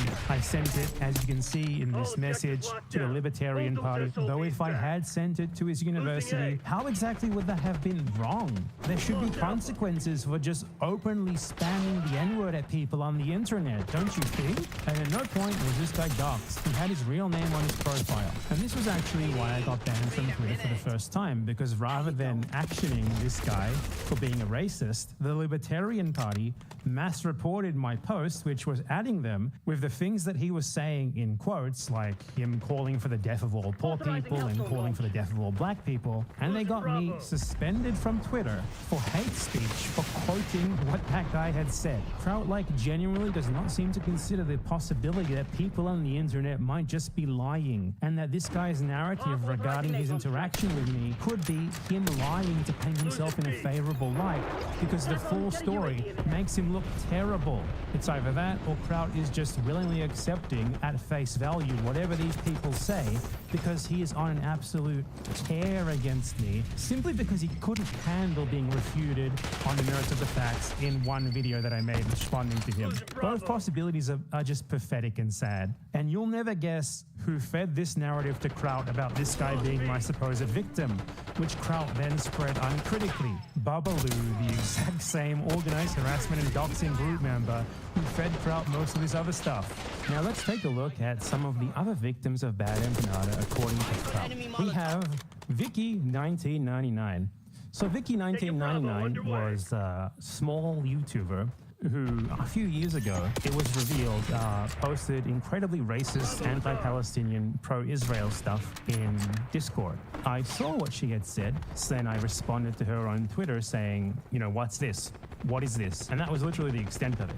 That's apparently harassment. Harassment is when someone is just being a massive racist and you point that out to them. Like, what?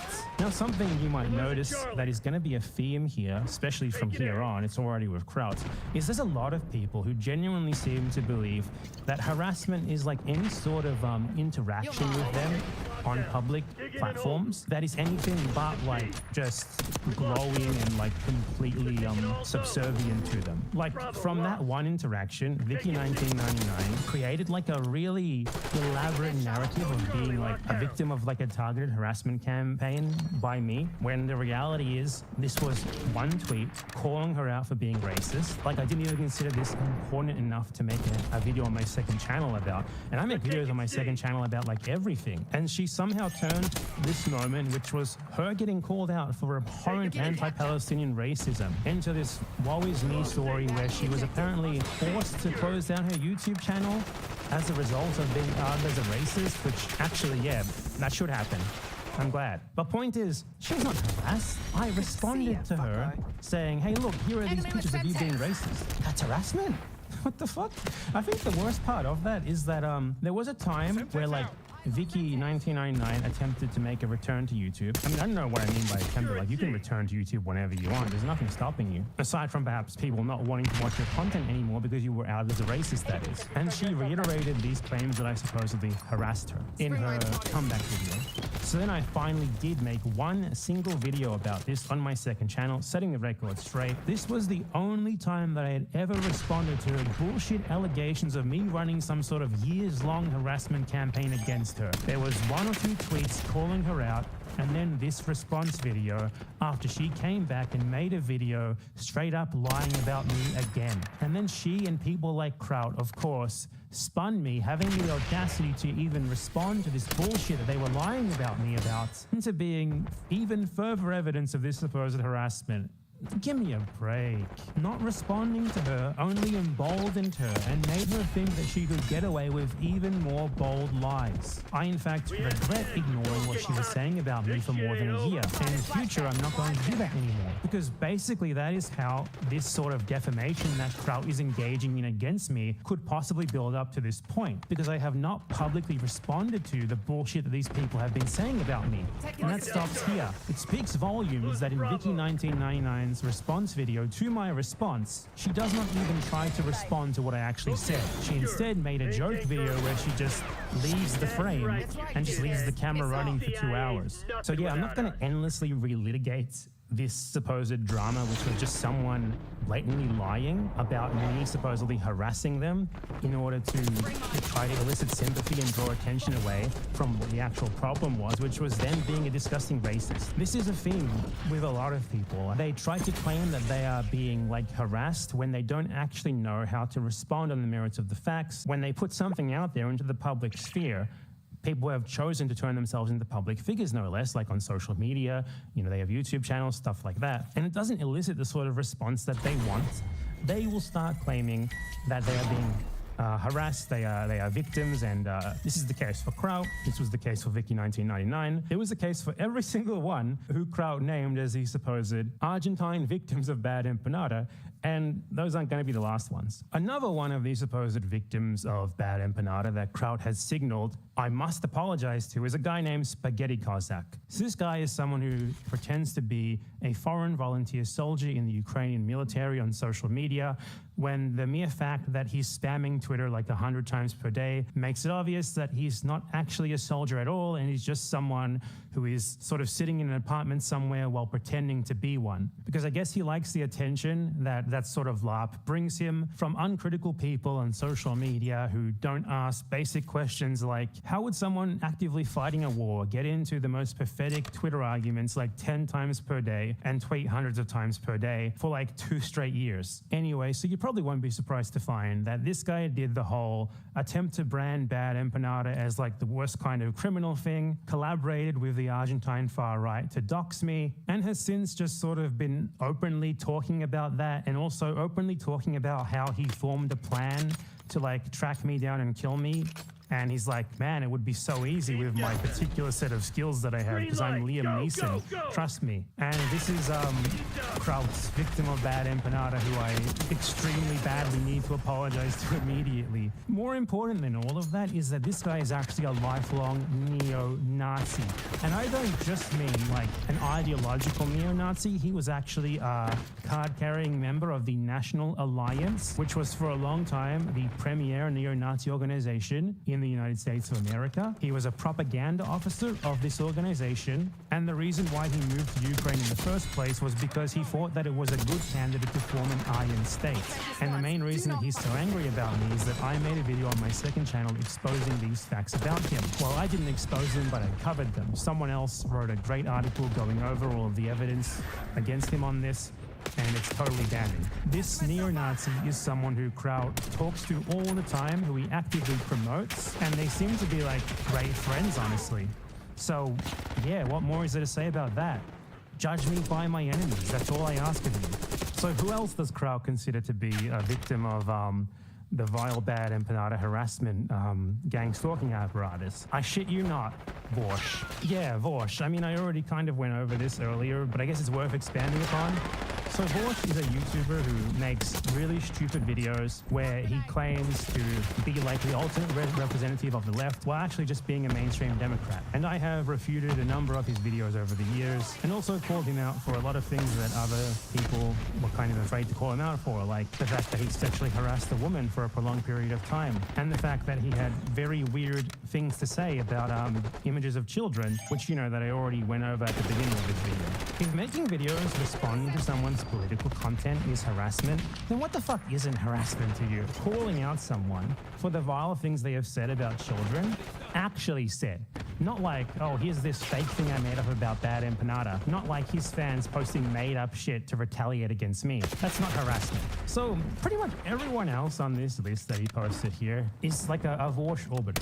If you don't know what that means, I wish I was you. But basically, there are like these sort of personalities on YouTube and Twitch who are like bigger than others, and out of their viewership, some people like watch them and get inspired to like make their own channels, and then they sort of aspire to be noticed by the biggest streamer from whose community they originate and get given exposure by them. So there's like this incentive for them to be very, very nice to this big streamer and suck up to them in the hopes that they'll get noticed by them and they'll get some exposure from being invited on to talk about something or being shouted out or something like that. So you get like these very weird communities of like people who are unable to make content that stands up on its own merit, who spend a whole lot of time like defending the person whose community they originally come from, in this case Vorsh, pretty much no matter what, because they have no real audience of their own and they're completely reliant on audience overlap with the original big creator to get any views at all on their content. And every single person on this list is a Vorsh orbiter, as in someone who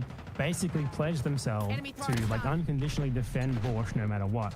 And in like the Vorsh community and the Vorsh orbiter community, they created like this narrative where bad empanada is like this insane tanky doxer, harasser, whatever, basically as an excuse to just avoid ever actually responding to the merits of my arguments against them. So, you know, if Vorsh made a really dumb video and then I made a response to it, which Vorsh didn't know how to actually deal with, he could just say, oh no, I'm not going to watch that. That guy's crazy. And that's the environment that pretty much all these people come from. Though, honestly, this was mostly like 3 or 4 years ago that I'm saying this. Maybe some of them have escaped that prison by now.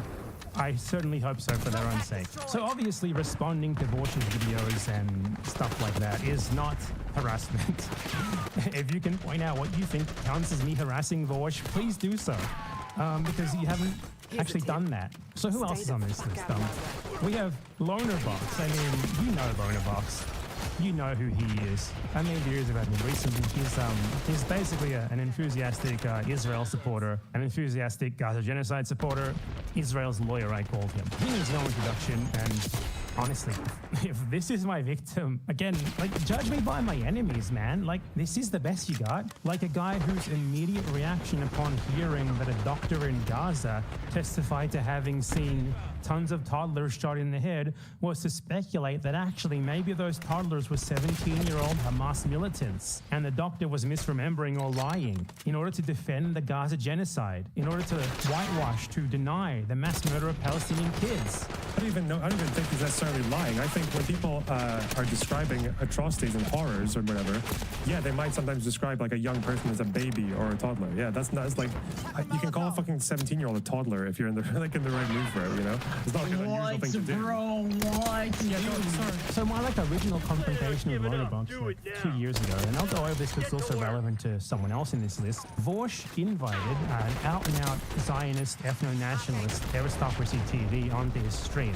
Vorsh, who claims to be anti-Israel, pro-Palestine, by the way, because both of them had like this shared narrative of like being anti-bad empanada, of having bad empanada make videos responding to your videos and refuting them. And to these people, like, the politics is just theater. It's not really the most important part about their content. What is really most important is appearing correct to their audience. So this Vorsh is interested at the time to have someone whose views he was nominally against come onto his stream and like have like a little hug box session together to talk about how horrible and harassing bad empanada is. So Vorsh invited her onto his stream and suggested to her that she start calling me anti-Semitic for being against Israel and refuting her pro-Israel videos. Then after that, Lonerbox jumped into the fray. Lonerbox is another person from Vorsh's community who has since moved to being an orbiter of Destiny instead and relying on Destiny for his viewer overlap instead of Vorsh. But he jumped in there to defend Vorsh and aristocracy from the vile bad empire harassment campaign. And since then, he has well and truly revealed himself to be just a straight up genocidal Zionist who is like taken it upon himself to defend every single possible thing that he can about the Gaza genocide. So I actually made an extremely long, like 2-hour-long video about that whole saga with aristocracy, loner box, and Vorsh, going over all the details with exhaustive evidence, and none of them ever dared respond to it. None of them even acknowledge its existence. They just pretended this never happened. And I think that speaks volumes, because the trend here is people making shit up about me, slandering me, in order to avoid actually dealing with the content of what I'm saying, in order to avoid dealing with how I refute them, in order to avoid the substance, the evidence, because they know they can't do it, because they are not interested in the truth. Whatever it is they're interested in, that's up in the air, but it's certainly not the truth. So Aristocracy TV is another person as well who spread this idea that I was like a wanted, heinous criminal who fled Australia to get away from my terrible crimes, despite there not being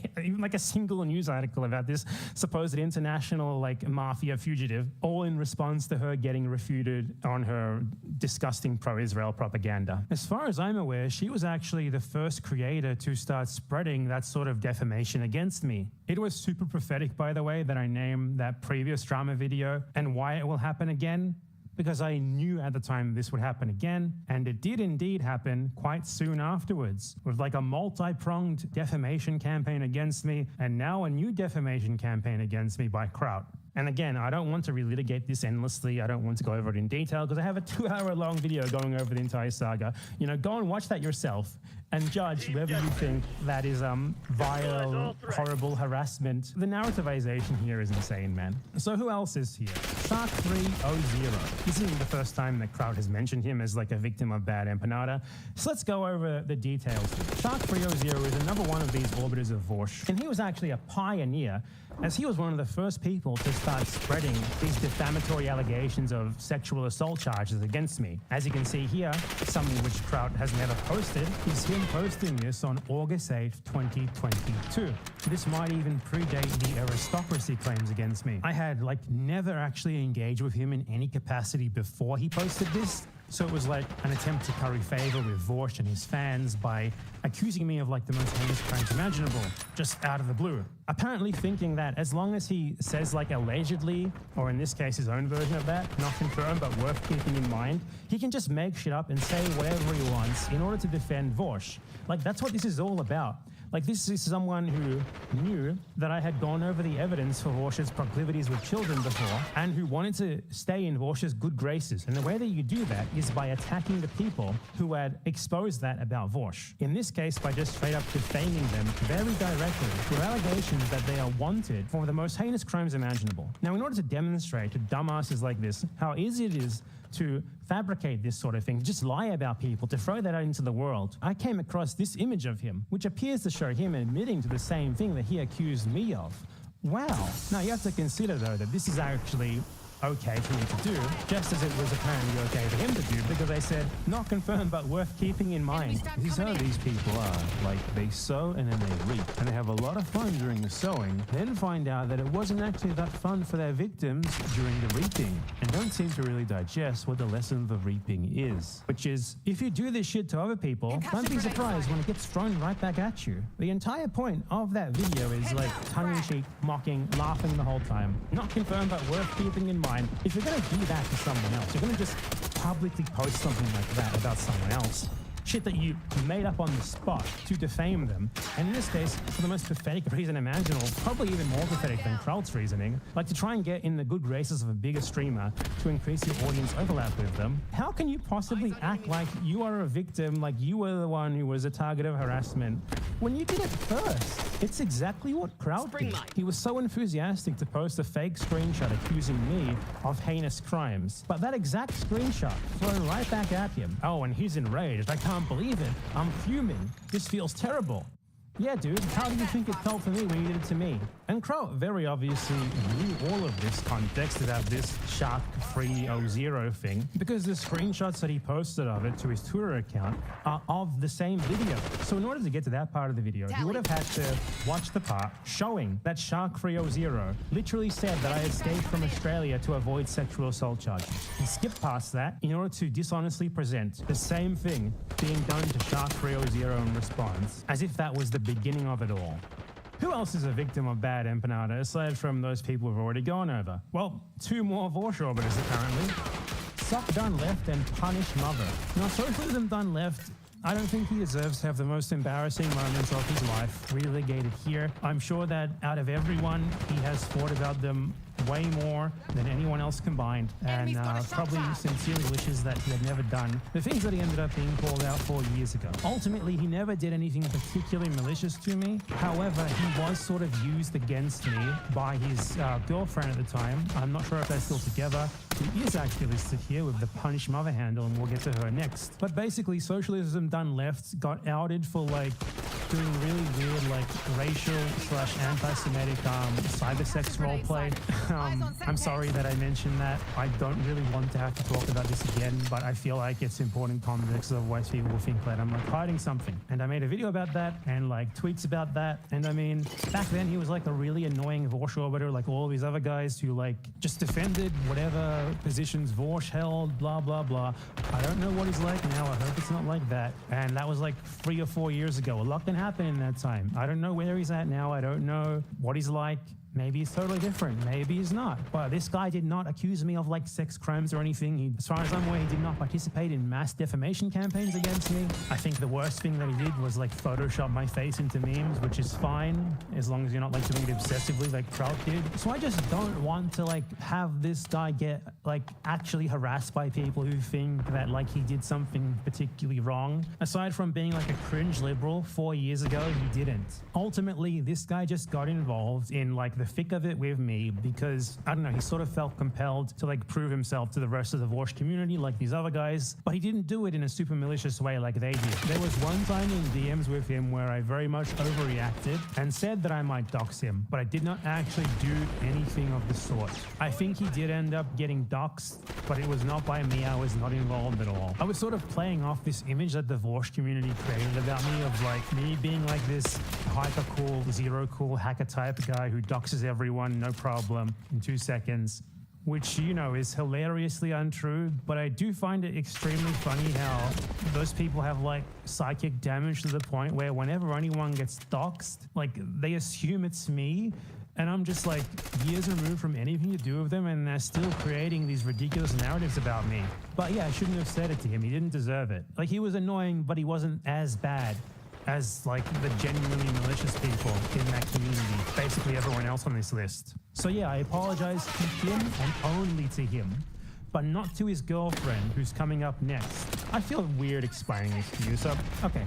Socialism done left met someone on Twitter, another Vorsh orbiter named Merrick DeVille, and they hit it off and they started a relationship together. A bit of a problem that they had was that people kept reminding them of the weird racist cybersex roleplay that Socialism Done Left had done, and they spun that into like a narrative of them being like the targets of brutal harassment from their enemies or whatever. 2 years ago now, FD Signifier like got Merrick DeVille to show up in one of his videos to like talk about, I don't remember what it was. And I left a comment saying like, okay, that's like someone who is the girlfriend of a weird guy with like racist sexual fantasies, and everything that I said in that comment was true. And then she crafted like this grand narrative, just like Kraut has here, with no evidence whatsoever, of course, of her like being a victim of my targeted harassment, like my gang stalking groups or whatever the fuck. Like, according to her, she was targeted by me for 2.5 years, lying and harassed behind.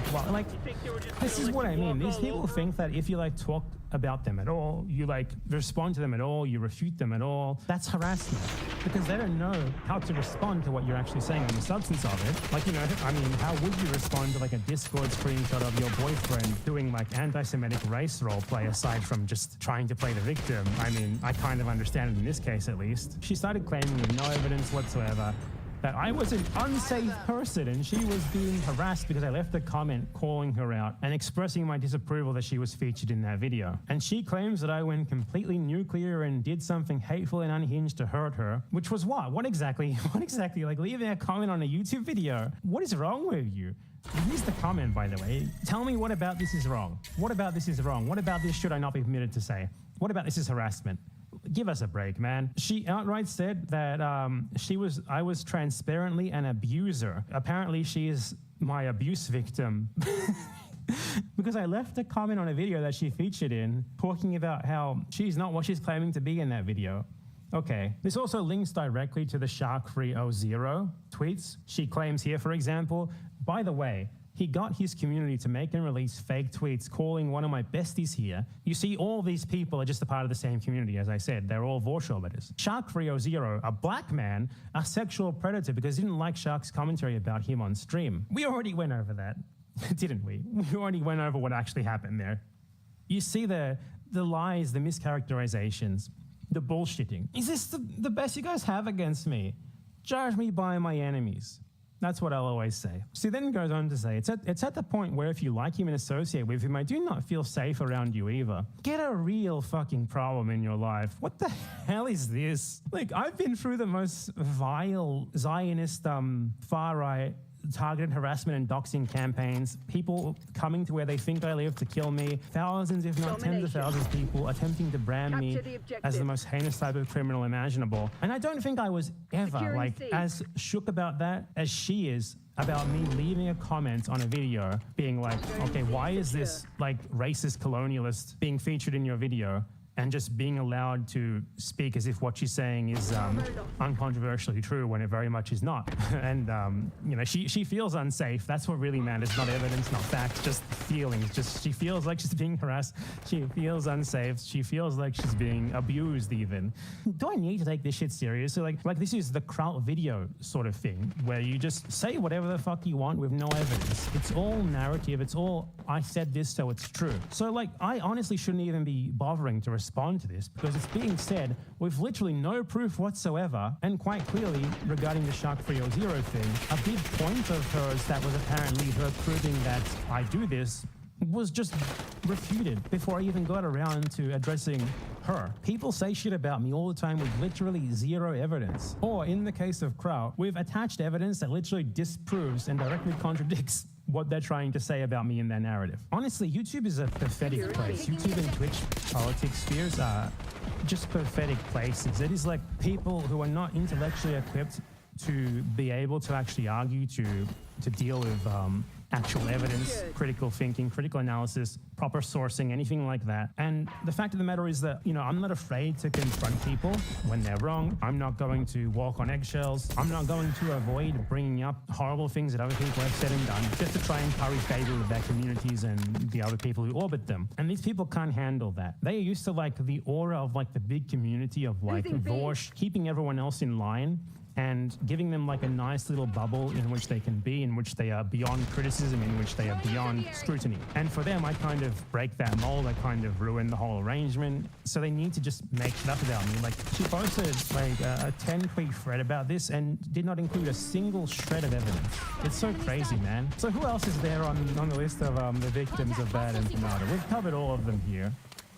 I'm just going to check now to see if there's anyone who I missed. Oh, so there's this one where he says, this guy, Inferno Blade 64, doesn't even have 400 followers, yet for some reason, Bad Empanada photoshopped a fake tweet framing him as a child abuser. So aside from the fact that Kraut did that to me, let's actually see what happened here. I didn't do this, obviously. This is someone else. This is a spat that this guy has with someone else. Like, I don't even know how he found this, because this is like a feud between Twitter accounts with like 200 followers.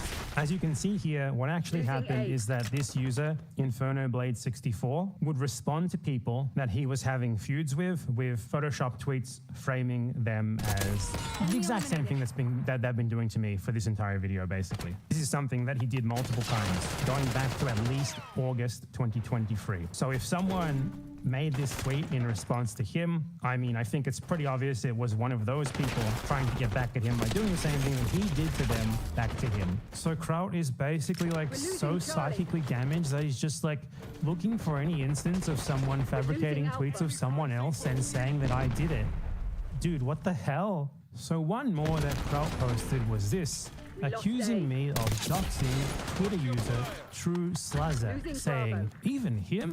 What did Slazak ever do to anyone? He's about as threatening as a poodle. So let's talk about what Slazak did to me. This guy posted on Twitter just openly, directly accusing me of being what he called a registered pedophile. This is the sort of direct, specific defamatory statement that is so explicit that if you make it in most countries in the world, you're very likely in big trouble if someone takes legal action against you for it. So I saw this and I responded to it saying, if anyone can help me with the information that I need to take legal action against this person, please let me know. It is not doxing if someone defames you and you look for what you need to take the appropriate legal action against them. And then it turned out that this guy was actually a politician, a national politician in France. He was running for public office while also bizarrely using his Twitter account to defame people. His face was like featured on banners, on pamphlets being handed out everywhere. And people were trying to claim that I had doxed someone who obviously is undoxable. They are a national politician. I am this guy's victim. This guy tried to frame me as the worst type of criminal in the world. This is nothing but inversion of reality. Without fail, every single person who Kraut has tried to frame as my victim is someone who came after me in some of the worst ways possible and then ran back with their tail between their legs, screeching about how they're actually my victim afterwards, when I didn't just disappear like they'd hoped I would. I feel like most of this video, like after the part about the Argentine doxing groups, is just totally useless, but I mean, I felt like might as well address all of this at once. So here's a summary of this whole affair. First, I was targeted by Vorsh's community with defamatory claims of me having been arrested for heinous crimes. These allegations were later picked up simultaneously by the Argentine far-right and Zionist organized harassment groups who engaged in a brutal, malicious campaign against me to brand me as such again in order to attempt to incite people to kill me, which at least one person attempted to do eventually, and which hundreds of people were openly calling for others to do on social media. While that was ongoing, I made one single video responding to a video that Kraut had made regarding the history of the Iraq War. Me making this video caused Kraut so much psychic damage that he concocted an elaborate narrative of basically him being gang-stalked by me for years and years. He would talk about me incessantly, posting literally photos of me on his social media repeatedly over the course of months, all while I mostly ignored him and never reciprocated. Eventually, Kraut was set off by someone asking him to debate me, which led him to post a defamatory fake screenshot to accuse me of having, unacceptable proclivities with children. When people responded to him in kind by putting him into that exact same screenshot, he decided finally that enough was enough. The Bad Empanada gang-stalking harassment campaign against him that had been preventing him from making videos apparently had to stop, and he decided to form the Victims of Bad Empanada Memorial Foundation, gathering a list of all of the victims of Bad Empanada's most heinous international mafia crimes, which would then be sent to the most eminent drama YouTubers, who we all know are very, very qualified to critically assess information. I was accused of attempting to organize Arabs to attack Jewish neighborhoods because I tried to organize a group advocating against racism against Arabs in Argentina. But that wasn't even the worst of my crimes, because the list of my victims was truly endless. The leader of a number of doxing, harassment, and attempted murder groups who, apart from having directed and participated in many of these disgusting doxing and harassment campaigns against people who had it way worse than I did, also directed that campaign against me, both inciting someone to attempt to find where I live and kill me, doxing my family members, offering herself up as a candidate to go to where I live and graffiti my house, and personally directing the operations of someone who sent me a DM threatening to essay my daughter,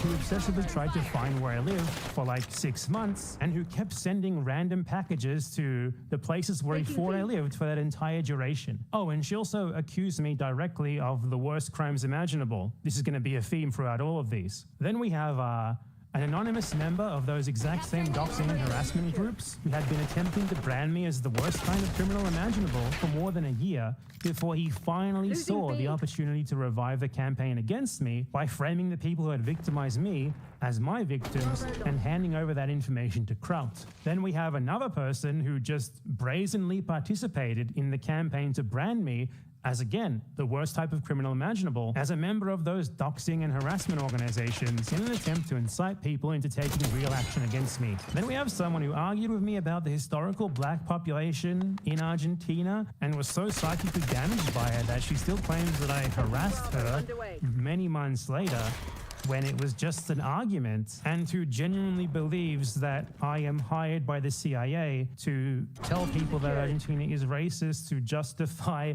an American invasion. Then we have a libertarian activist who was just spamming the N-word openly on Twitter and who I victimized by sending screenshots of his racism to the political party that he was a member of, I guess. Then we have a YouTuber whose racism I tweeted about once. That was apparently like a massive doxing and harassment campaign against her. Then we have a lifelong neo-Nazi who just openly brags about having doxed me and who claims to have my assassination planned out. This is one of Kraut's best friends, by the way. Then we have, I shit you not, Vorsh, Lonerbox, Aristocracy, Sharkfrio Zero, who said that I fled Australia to Argentina to escape sexual assault charges, the poor little victim. Socialism Done Left, the one person in this entire thing who was actually a dick to, Merrick DeVille, who, like Kraut, has concocted a really elaborate, just blatantly false narrative accusing me of like harassing her endlessly for years, based on little more than like the occasional YouTube comment referencing her, and the fact that I called out her boyfriend years ago for weird racist roleplay. Some random guy on Twitter who has nothing to do with me, a guy who literally just straight up openly accused me of being a registered pedophile on Twitter. I will never ask anything more of you guys than that you judge me by my enemies. And I think the Victims of Bad Empanada Memorial Foundation Memorial Wall speaks for itself. So, what could you possibly learn from all of this? Let's try to find at least something. One, evidence is way more important than narrative. Kraut's claims about me were entirely narrative, based on removing context from the purported evidence, or just straight up presenting evidence that did not back up what he was saying about it. If he was doing that so brazenly out in the open to me, it's safe to say that he does that in his videos as well.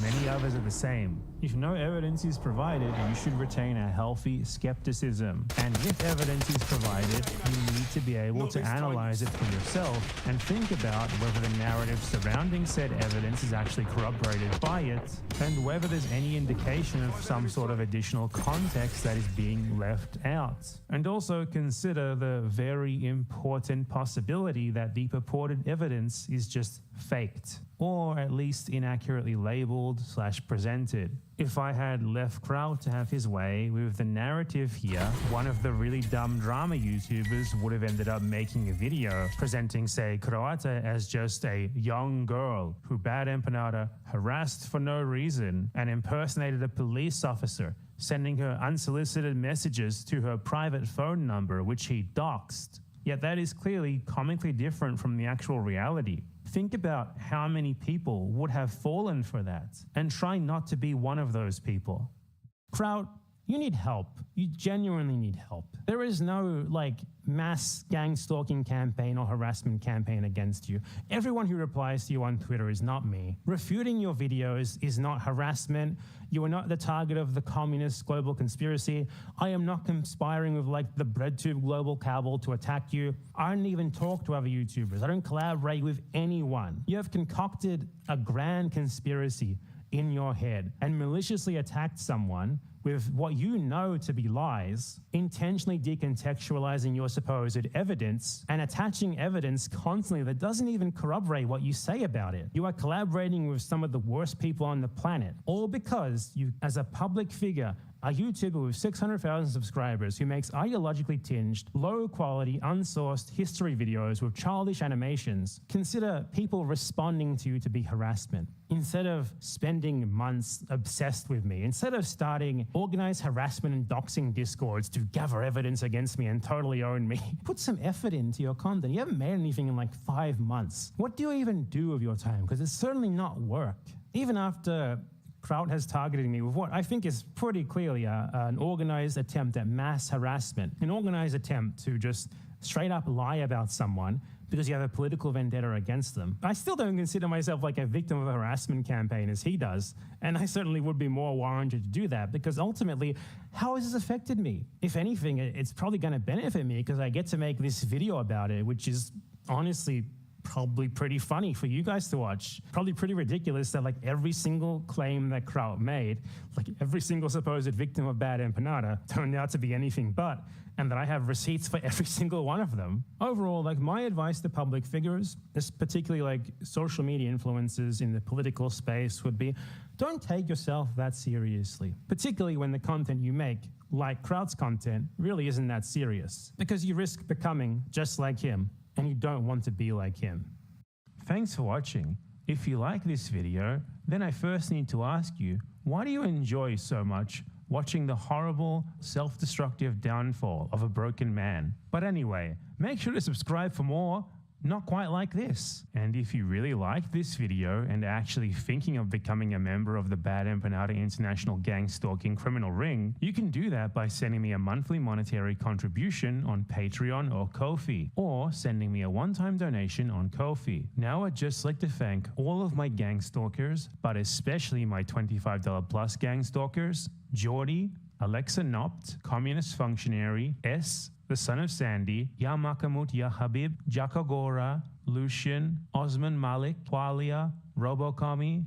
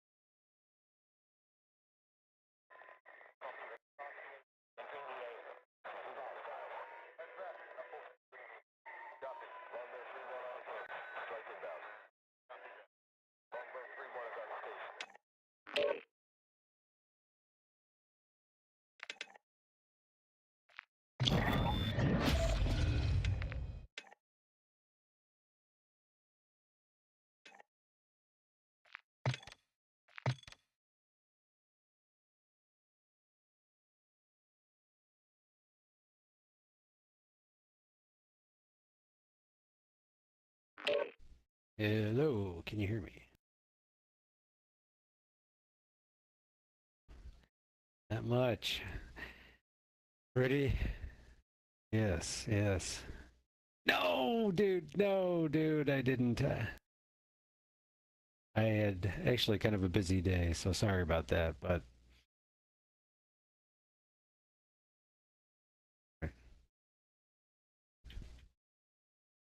All right. All right. All right.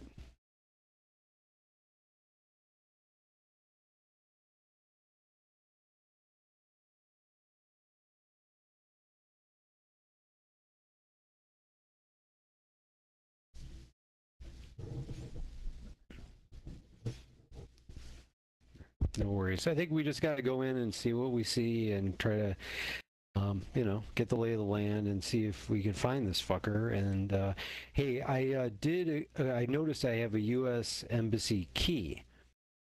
So I'm gonna bring that in. I'm gonna bring $5,000 because I have a lot of cash still for some, like $308,000. So I got a lot of cash.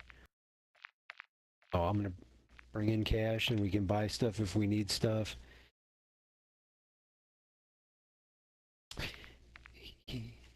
Okay, he could be at the post office, at the U.S. Embassy, or it's called the Control Tower.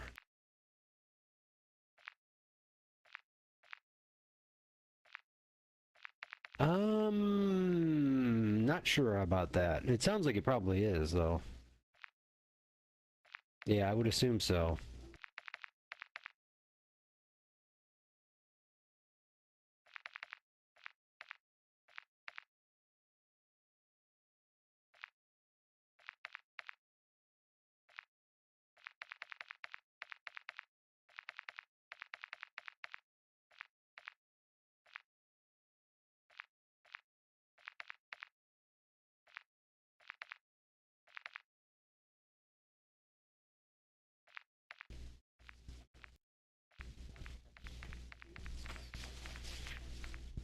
Don't worry about it. Let's just go in. Let's go in.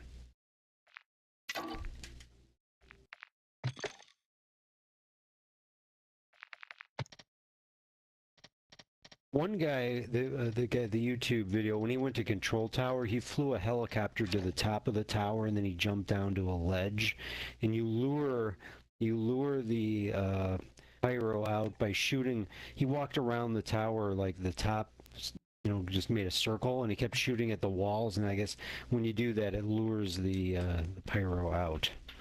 So if he's at the Control Tower, we might want to cut to the chase and get a helicopter to get up there, and then just shoot it at the wall to lure him out. Sounds easy. Or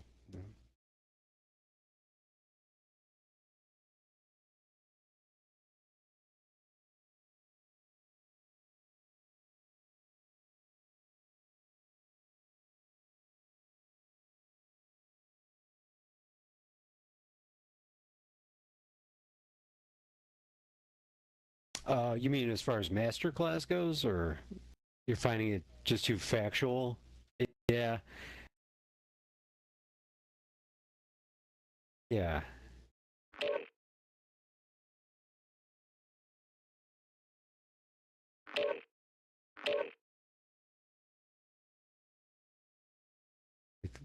Just like a, okay. Uh-huh. Yeah. Yeah. Instead of solid information.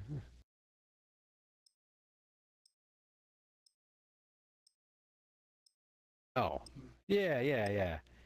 Oh, right. Yeah, yeah. Yeah, that's how I felt about the Sheila E. thing. I'm not all the way through it, but I was.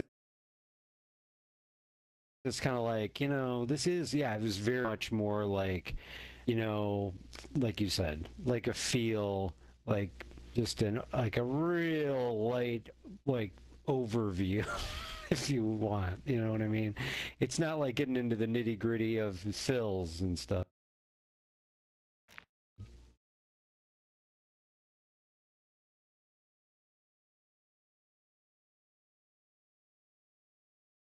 Hmm. Yeah.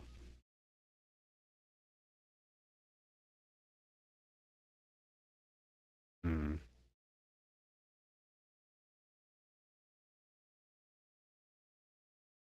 True. Yeah, I wasn't finding a lot of stuff I needed to like write down, at least in that first master class. Welcome to Almaz. Okay, here we go. Secure intel and loot to gain access to new missions. 2 prices. Enemy threat is high, so expect contact. 2 for the price of... Okay, alright, let's see. Now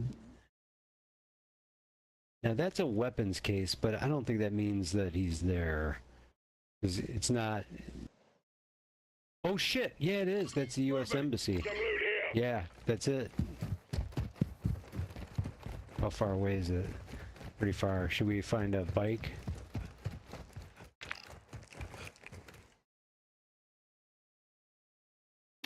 Yeah, let's do that maybe. There's also a store right here. You want to go get the store? I could buy some crap. I did. I brought 5 grand. I hope that's a good idea. It's only 100 miles or 100 meters away, so.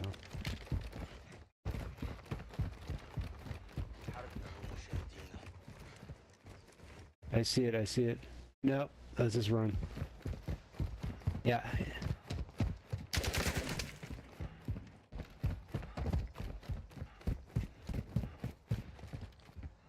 Where is it? Is it inside? Is this an embassy? Oh, okay. Okay, oh yeah, right. Right. This is good. Ooh, the skull! Really? I think I needed that. Oh my god, I can't believe we found it. We're gonna have to fucking exfil, dude. We're gonna... shit. Really? Okay, alright, okay. Alright, where's the exfil? Extract point marked. Oh god. Alright, we need to... Let's get that truck. Should we have went to the shop while we were in there, though? Alright. Yeah, that is hard to find, man. I remember looking all over for that fucking thing.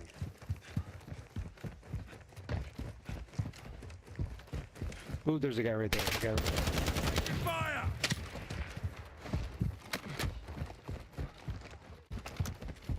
No, you'll drive. You can drive. That was really bad last time.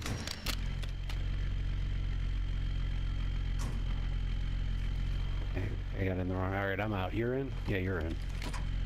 Okay. Oh, shit. Okay. Okay, I'm in. Moving here. Taking round. Shit. Oh, fuck. Here. Yeah. Yeah, I am. You're going the right way. Keep going. Oh, here, go this way. You're alright, fine. Yeah, fine.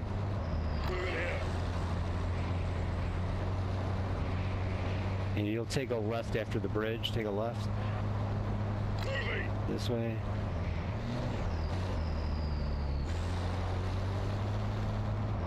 Take a right.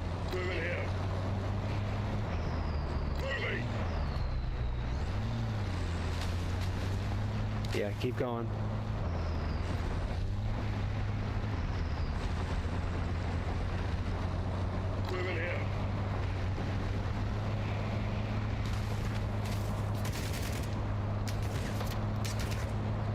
Do you got plates at all? Okay. I don't know. No, you cannot? Okay.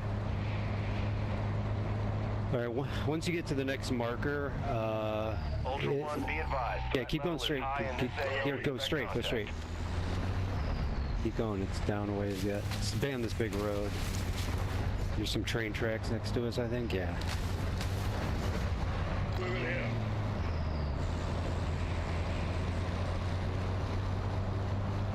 Yeah, I was in the map, yeah.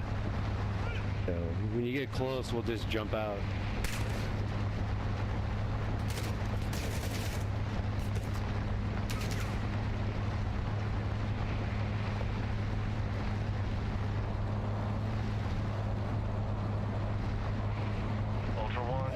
threat is moderate near your location. Guy.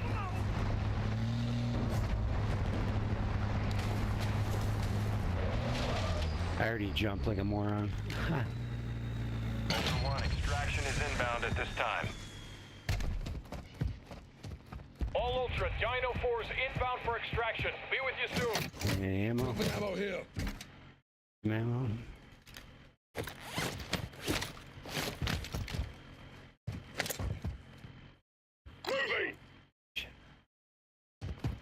No, I'm good. I only have room for 2 and I'm on all.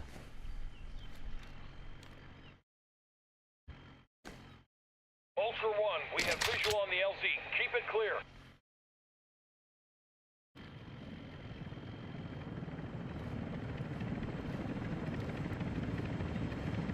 Come on, dude. Land. Uh-oh. Where? Dino 4 is holding at the extraction point. Advise you get here fast.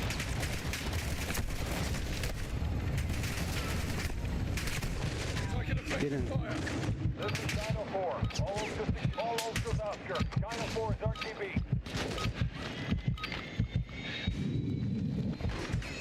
Ultra One, you've got hostile reinforcements incoming. I know, they just came out of nowhere. Jesus. Make the heart pound. Woo! Damn. Alright, Golden Skull, high five. Thanks for letting me have the gold skull, dude.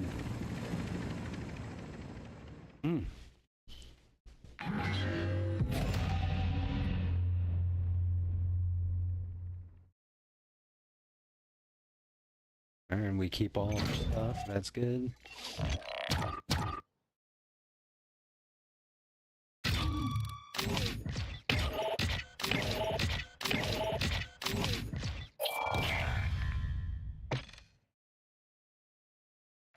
Yeah, let me make sure I got the money to bring in and...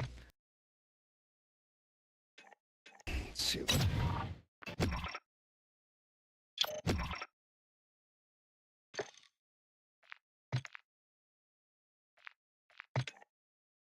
Alright, I'll bring in... I got out with... Oh, that's because I brought in.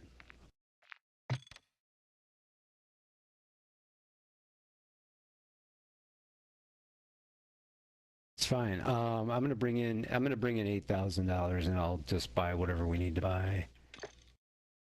Alright, let me get a munitions box here.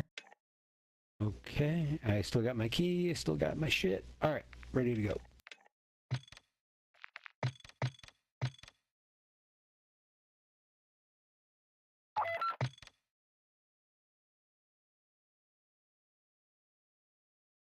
Yes.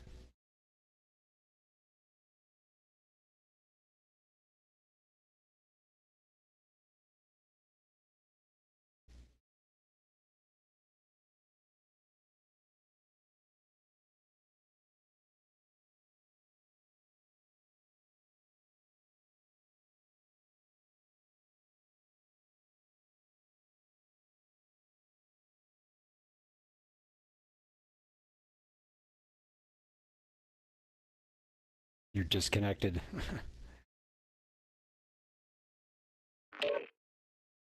Well, at some point, we're going to have to get over to that comedy club on the Tuesday night. You'll have to maybe take the next day off or something, because you're not a night owl so much, and I don't know if they get going until like 9 o'clock or something, and that might make for a very rough work day for you the next day. But maybe when it warms up a little bit, take a Wednesday off, and I'll come out and Uber out or something and check out the club scene.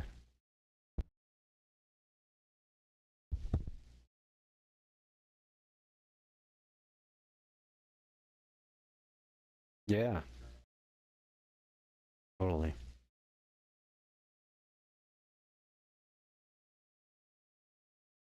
That'd be cool.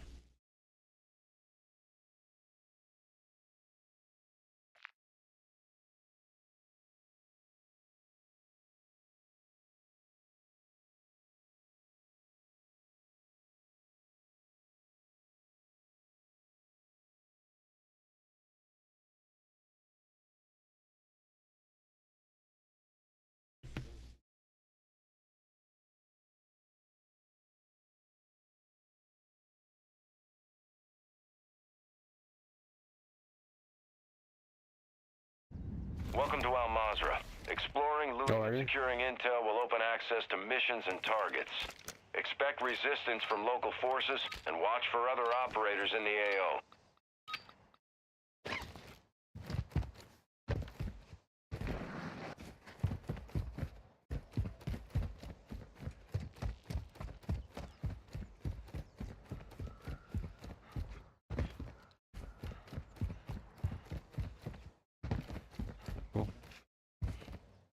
You got a place you're headed in mind here? Hold on a sec.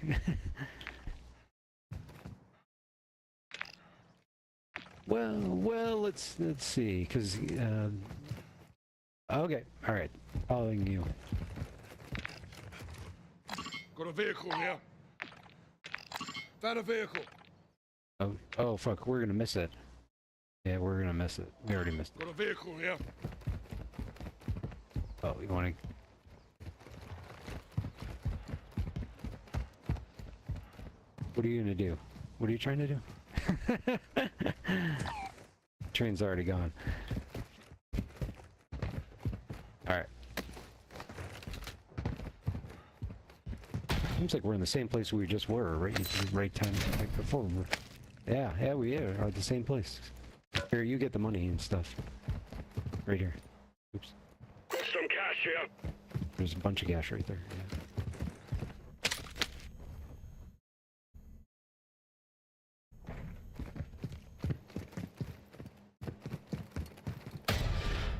Yeah. Night vision goggles.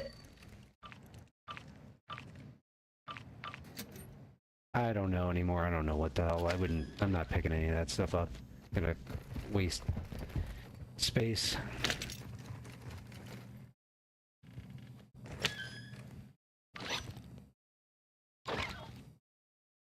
What's this? Oh, that's it.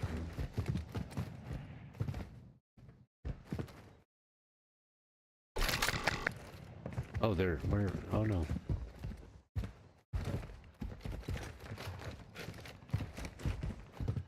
It might be second floor.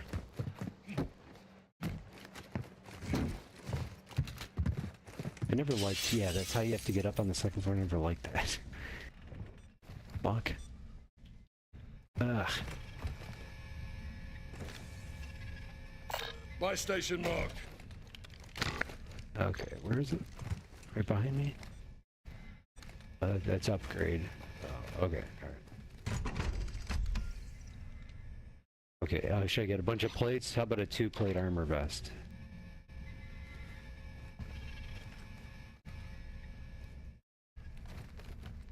Well, I'm gonna drop it. Yeah, I'm gonna just get it. All right, now I gotta drop my extra. Drop that. Drop.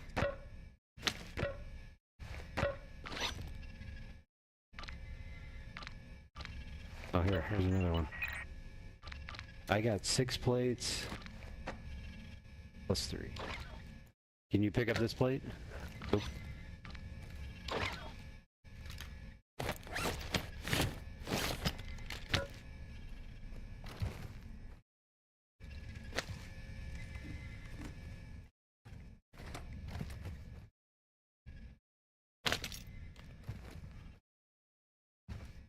I have 6 extra. Okay, so let's look at the map real quick and see if Pyro is... Okay, so the... That's a stronghold. Terminal.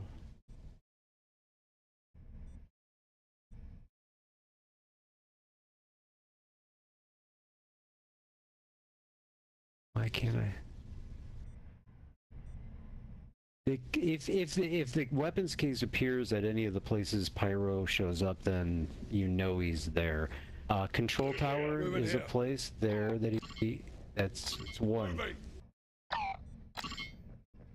Shit. Ultra One, you've got hostile reinforcements incoming. Uh-oh. Guys are coming. Guys are coming. Guys are coming. Get out of here.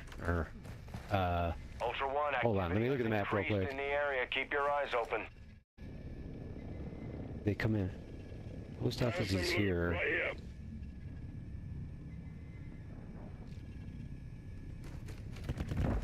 It's no, he could be there. Yeah, let's get out. I'll follow you, whichever way you want to go. Whoa! Fuck it, it's probably players. Fuck. No. Okay. Oh, is that what hit us? Fuck, dude. Dude, I'm self-reviving. Mate, you're not done yet. Oh my god. I'm good. Fuck, are you okay? Oh shit. Who is hitting us? Gotta be, dude.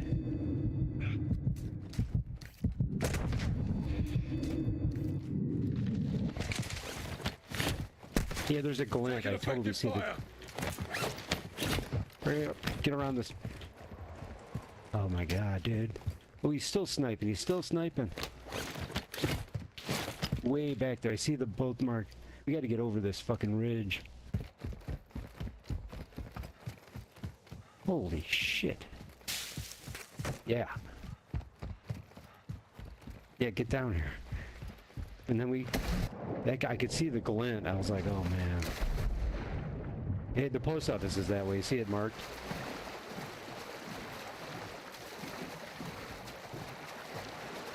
That sucked. Ugh. Right?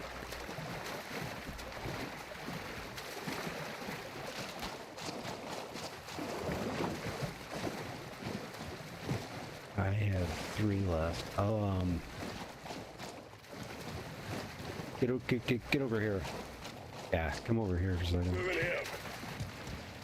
Oh, wait, where's my... Oh, my extra plate's already equipped. Ultra One, be advised, enemy attack helo is heading your way. What? Taking rounds. Oh, fuck me. Ultra One, enemy threat is moderate in the AO. I don't know. Visual on an enemy fighter. Taking fire.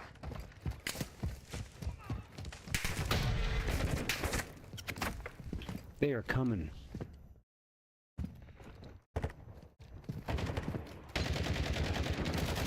These are bots. Ultra One, you've got hostile reinforcements incoming. Move!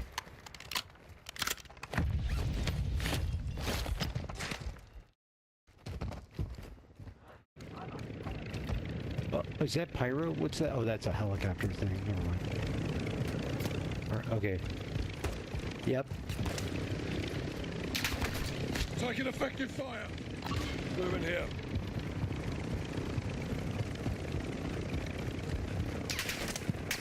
Shit. Come on, give me a break, dude. What the fuck?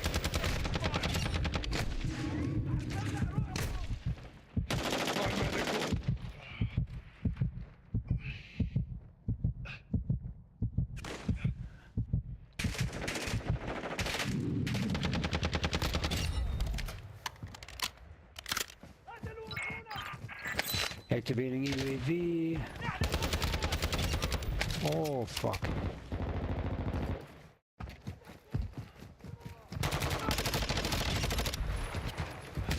Oh, sorry. Shit.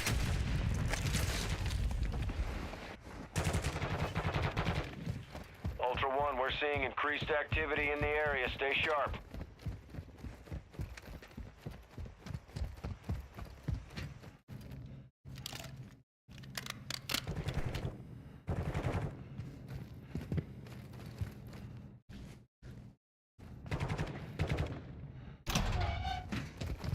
Yeah, I just killed that guy. Okay. Go to the post office? Yep.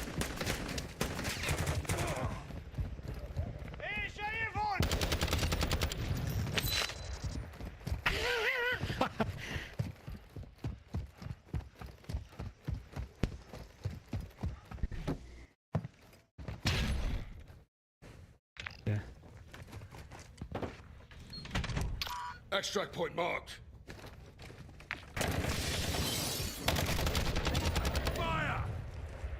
All right. Be advised, enemy operators secured a weapons case. Locations are marked on your TAC map.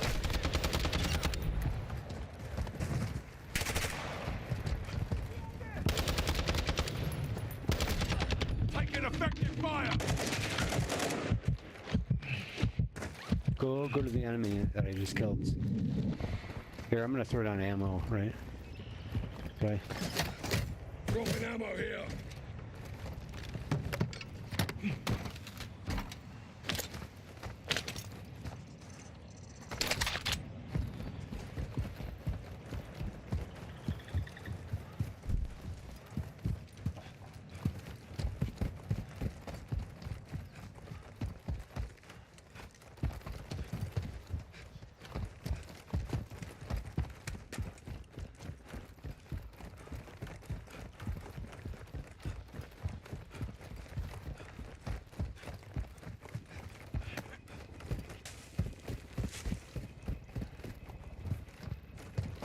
Ultra One, be advised, enemy threat is high in the AO.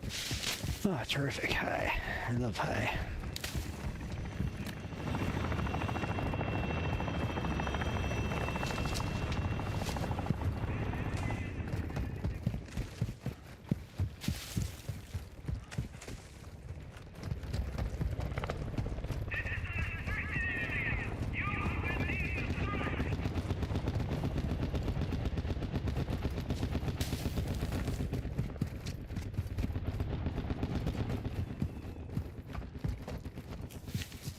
Don't exfil unless, you know, if there's players around, let's just hide, because,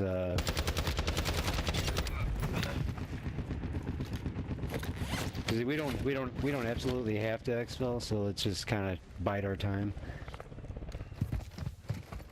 Ultra One, activity is increasing near your location. Stay alert. Yeah. Hot chop.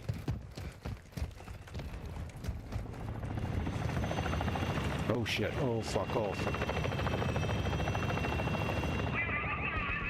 Good lord. That's gonna be tough to exfil.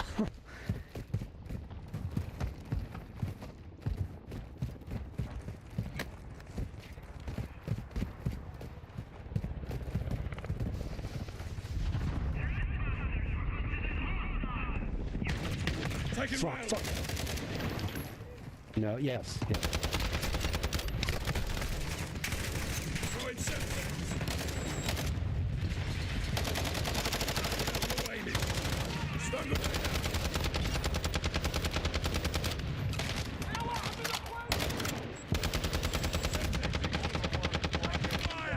I'm down.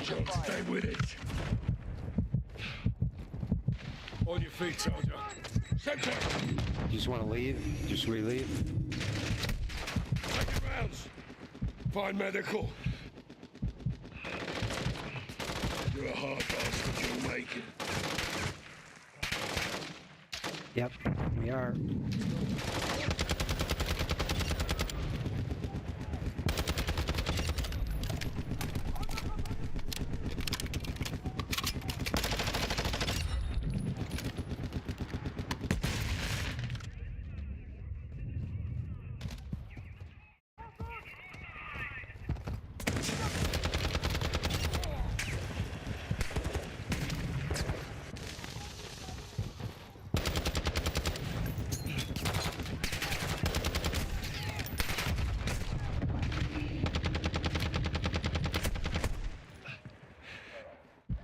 Ultra One, you've got hostile reinforcements incoming.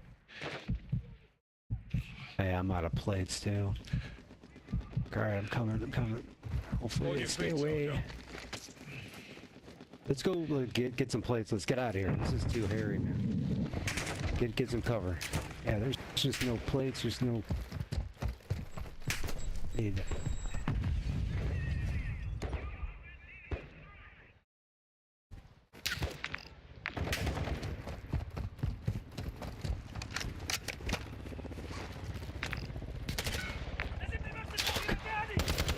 Somebody nearby. Here. Fire, launch your fire.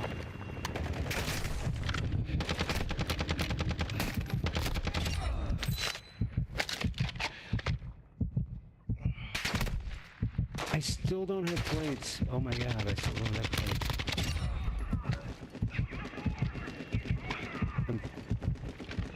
Ultra One, we're seeing increased activity in the area. Stay sharp. I'm upstairs looking around for anything I can find.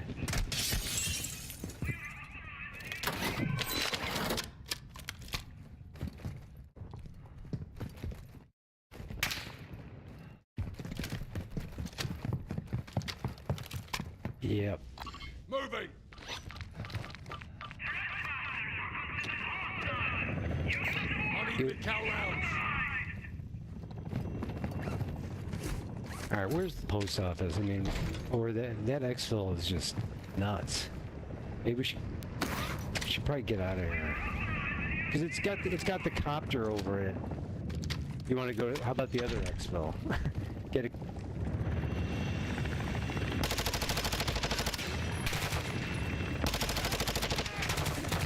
Pushing grenade. Get out of it. Taking fire.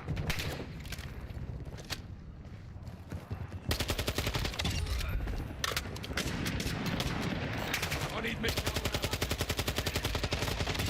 Grenade.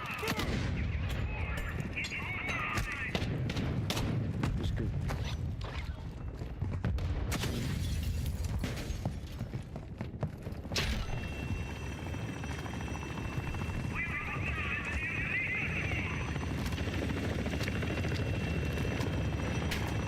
We gotta get away from this helicopter, dude.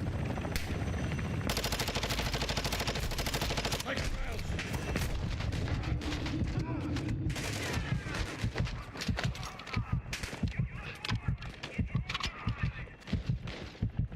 Dude, let's run for the post office. Let's just go there.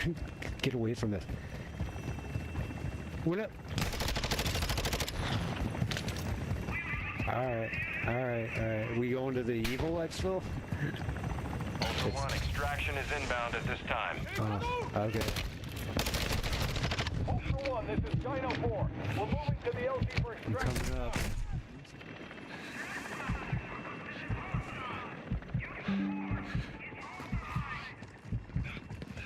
Can you move?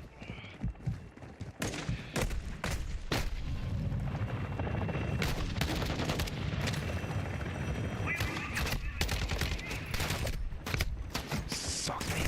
Suck. Oh, I'm down. Damn it. Oh. Down. So close. Yeah.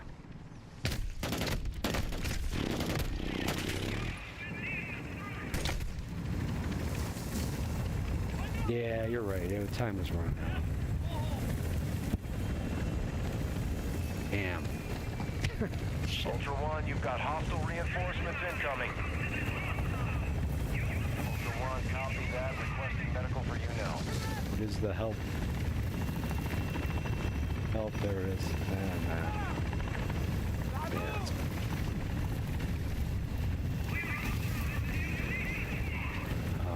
Well, do you want to try it again? Weapon or whatever. Yeah, let's do one more. Let's gotta get prepared here, though.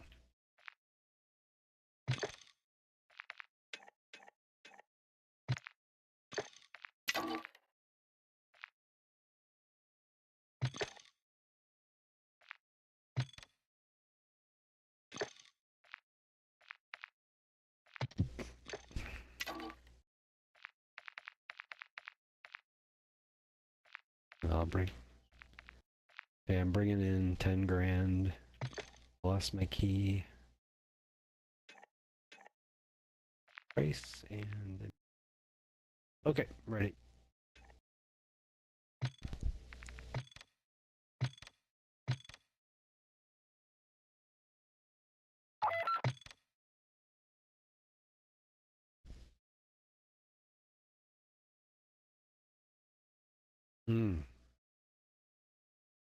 Oh yeah, I did hear that, yeah.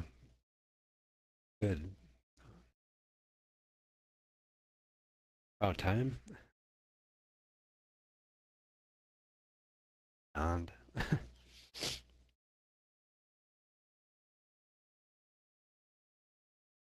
Yeah, I mean, the people who didn't vote for Kamala because of Gaza should have paused to consider that Trump is basically just said stuff like he'll blow Gaza to smithereens, whatever. I don't know if how is he any better, is what I'm saying.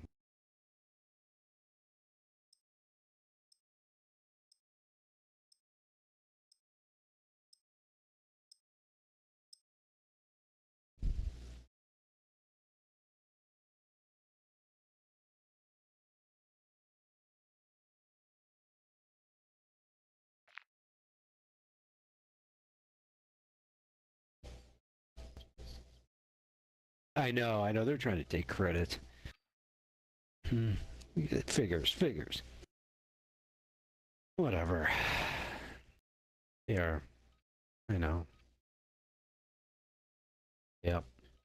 Just like how Reagan swooped in and freed the hostages in Iran and made Carter look like a total numbnuts. Welcome to It's like, well, this was in the works already, man, you know, but Reagan took all the credit for it.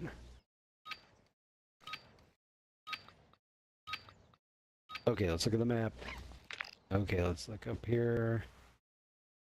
That's the post office. Guess what? He's in the post office with the weapons case.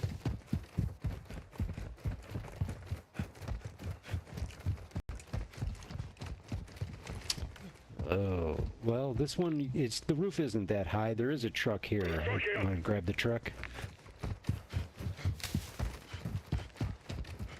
Sure, I'll try to drive the bell. I need the practice.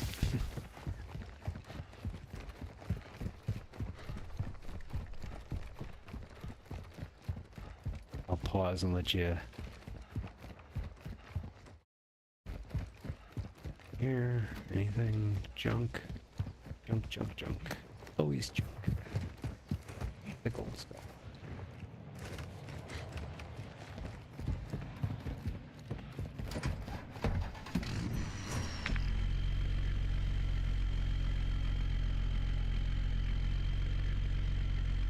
Moving!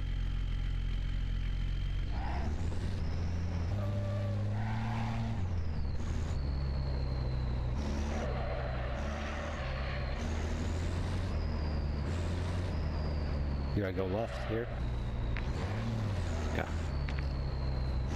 I am going towards your mark. Moving here. Okay. Moving!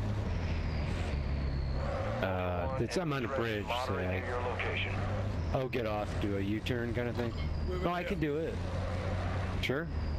Alright. Yeah, I know, it's hard to do both, so just look at the map, that's fine. Just hit the markers.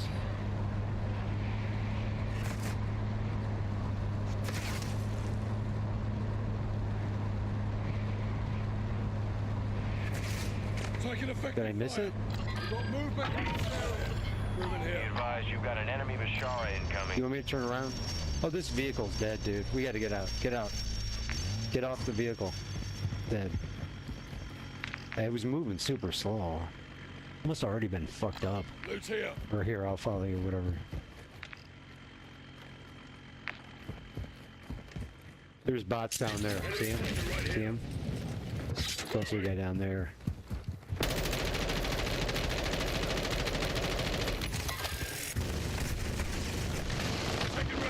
Where? Oh, are you kidding me? Come on, John, stay with it.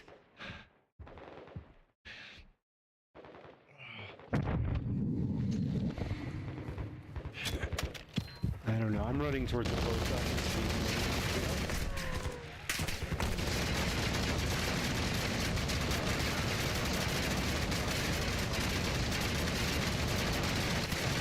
No, we're not engaging. Are you dead?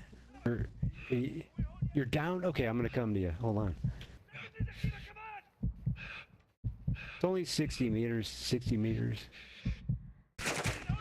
It'd be nice if they just left you alone after they killed you. You on an enemy fighter.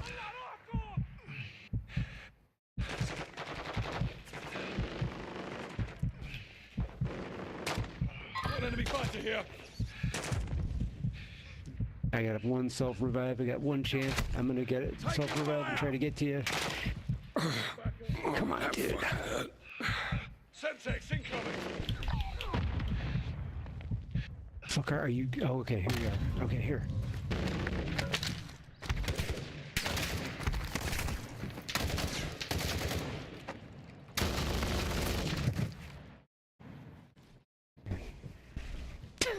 Stupid.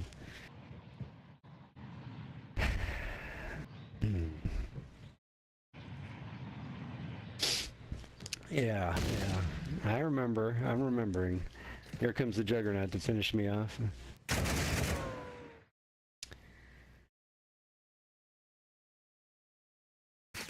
Unbelievable.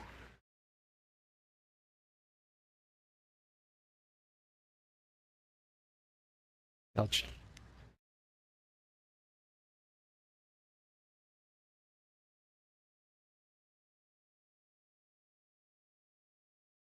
Setting security here.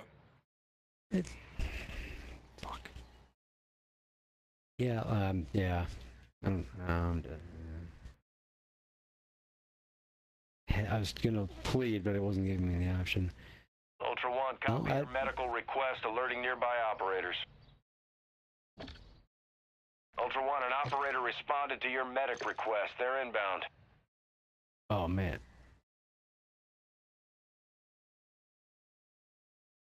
My thing says squad eliminated, so I guess... Are you feeling like you're gonna get revived? Yeah, I'm out of the game. It knocked me out.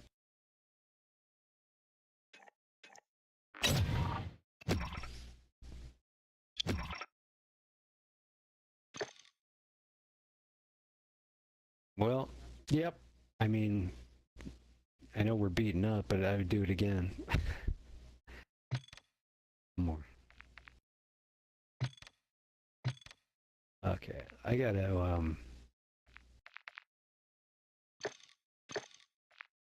Oop.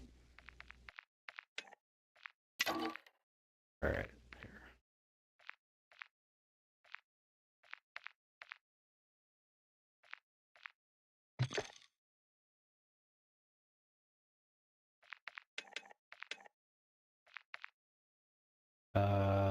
Yep, I am good.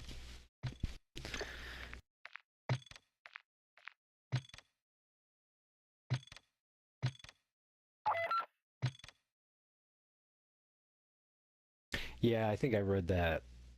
I didn't look at any of the strategies or anything, but yeah, that's true. He does on one other map, I think.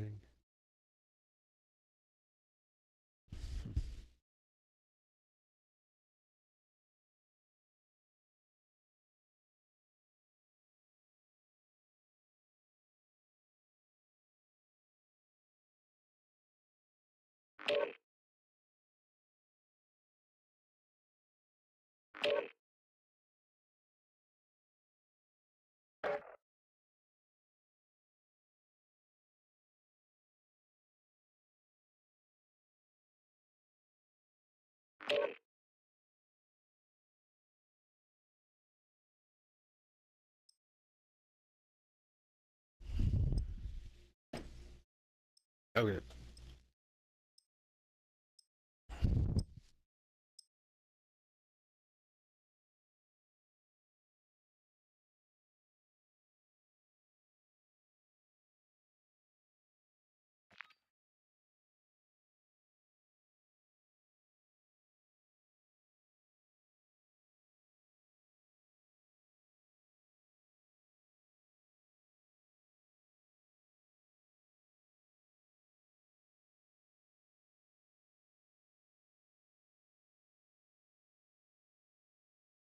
Yep.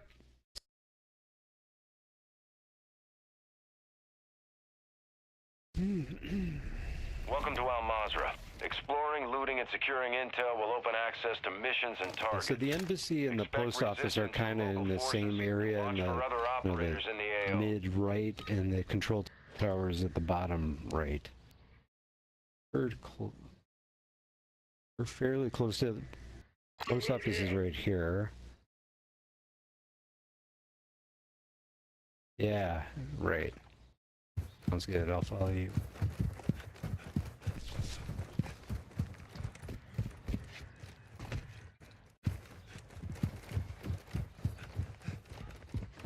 You want to loot this gas station over here?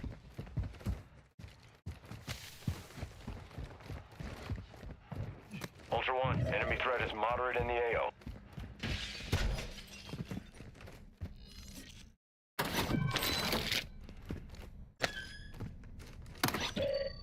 Yes. Or what's this? Like, Grenade!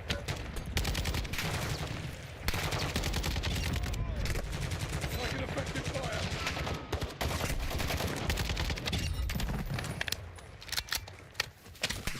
pump.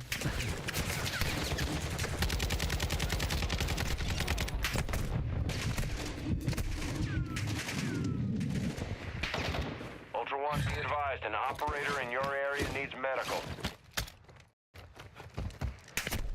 Taking fire! Yeah.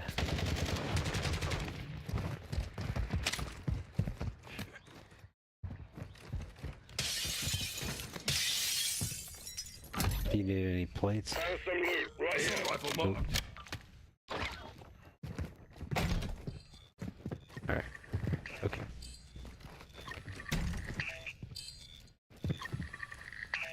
Probably on the roof. Oh, it's that thing. Yeah, it's a mission.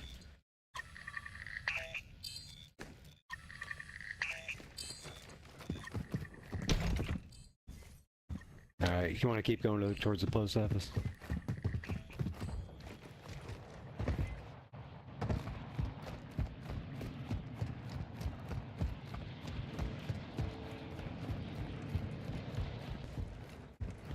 There's a guy right there.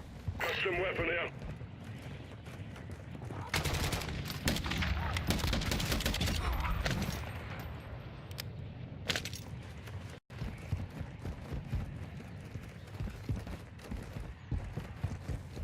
Yeah.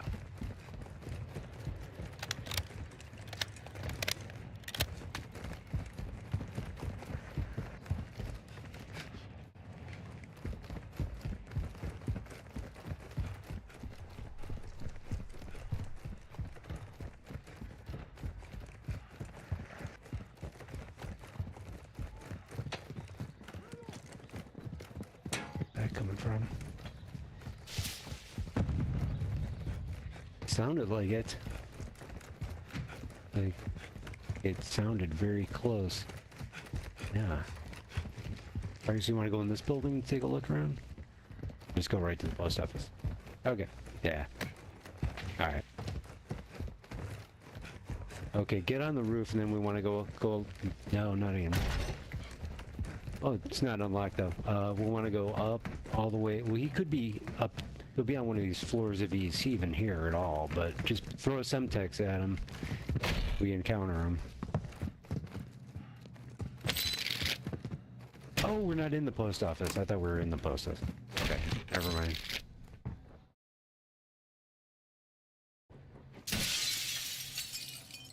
Ultra One, an operator is near your location and requesting medical.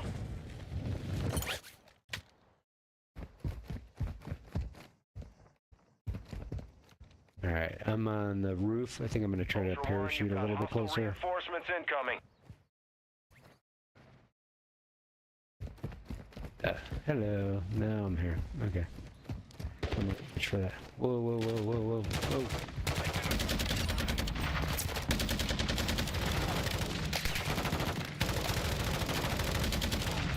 Is that players? Ultra One, intel confirms that individual wanted Los Alamos cartel target Chavez. Oh. Transferring his bounty payment to you now. I just killed the guy, this guy here. I was like, what is that? What did that get us? Okay. Yeah, I was like, why is this guy dressed funny?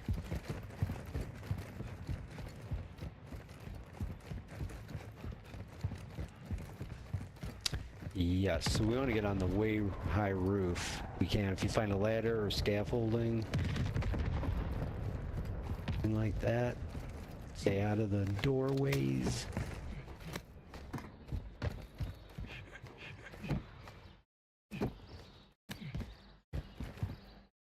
is. Yeah. Yep. That's how you do it. Yep. Now, if you see a window, get to the center. Stay alert. Oh wait, Sean, over here. It's over here. Dang. Well, no. That was a player pleading. Maybe it's not this. You should be able to look through the window. So I thought that was it. Yeah. Yep. Look, I thought it was in the center area.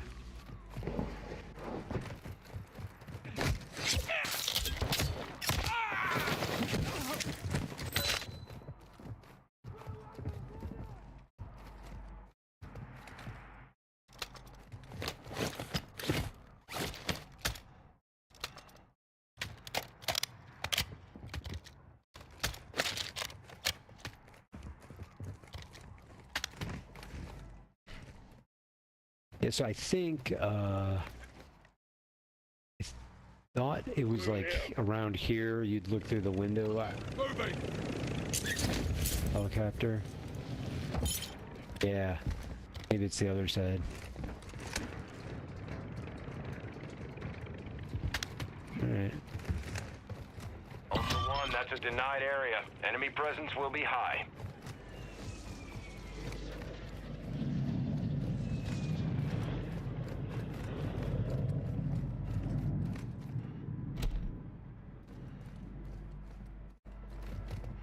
Yeah.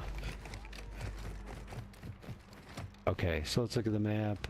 The embassy is not far from here.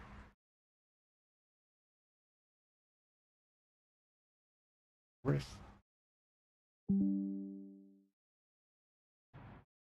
embassy is there. That's getting away from the exfil, though.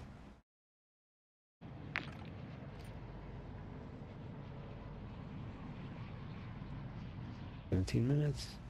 Well, yeah.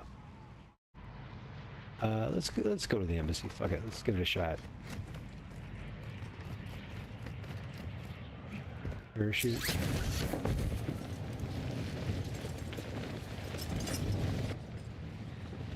Oh, I just missed it.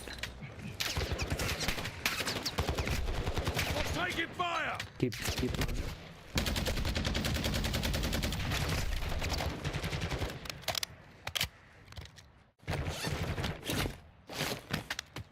Ultra One, activity is increasing near your location. Stay alert. They're over here. Try to see them. Holy crap.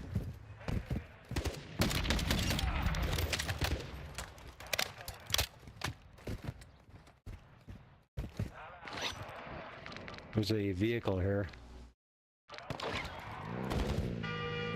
Found some armor here.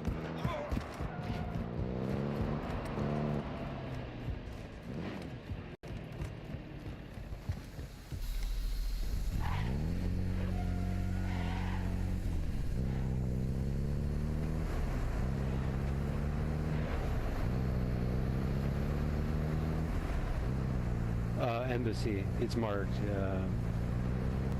Just to the right.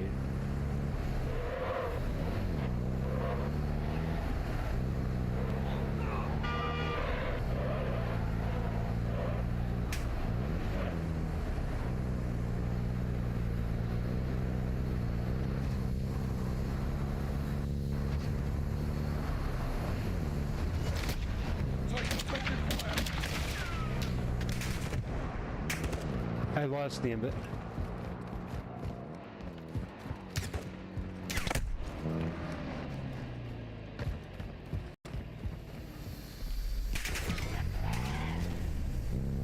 Truck is a little damaged. Juggernaut's nearby. Are you fucking serious?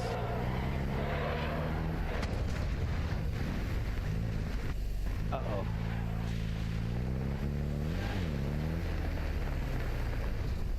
You want me to... It's... The embassy is still marked.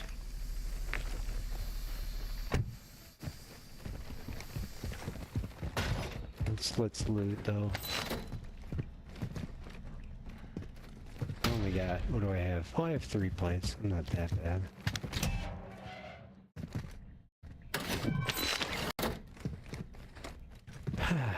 Ultra One, deliver cash at a dead drop to improve weapon recovery time.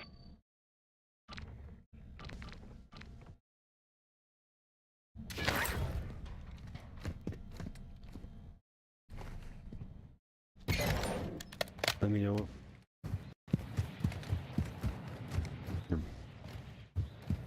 Okay. Check this place out real quick. Uh-oh. Players. They see ya. Taking rounds.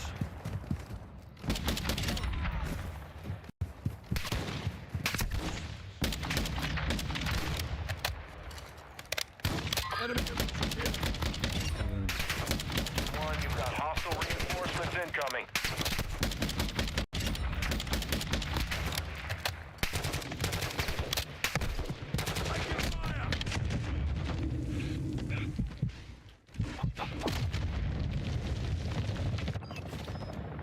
You're dead?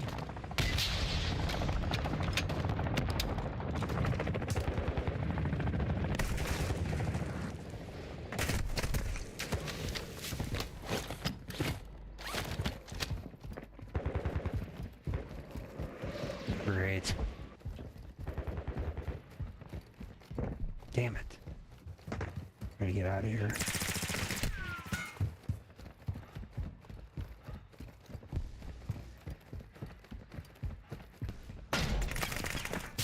What the fuck? It's a dead end? Oh.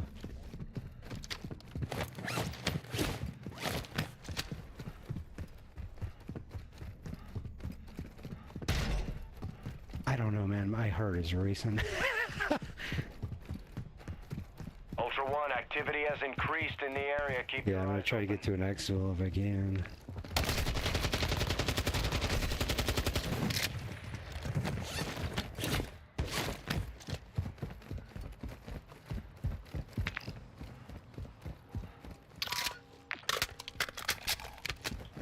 Thank you.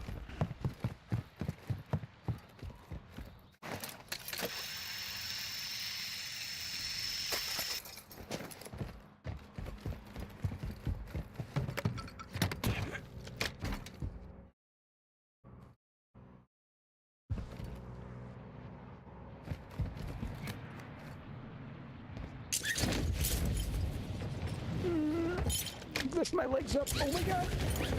Oh, that sucked so bad. I stood on top of the fucking arch. Oh fuck.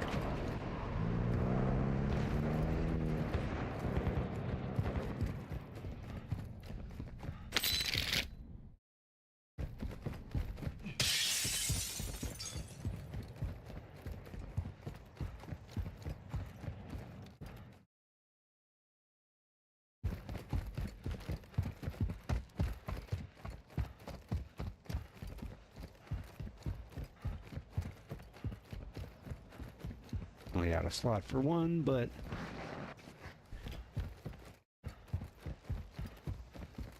Ultra One, extraction is inbound at this time.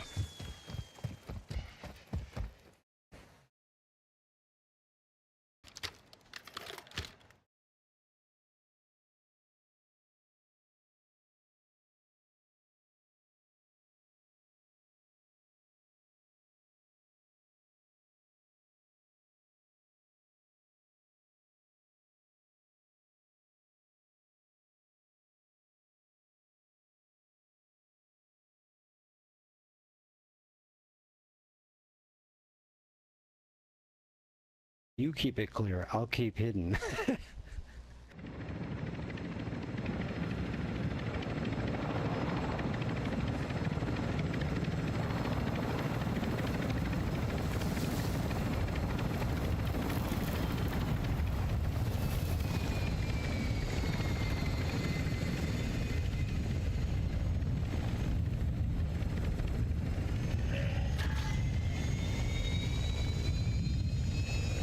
Yeah, it's up. It's up.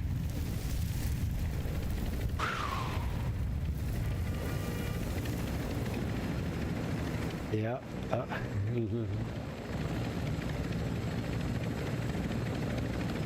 Ultra One, you've got hostile reinforcements incoming.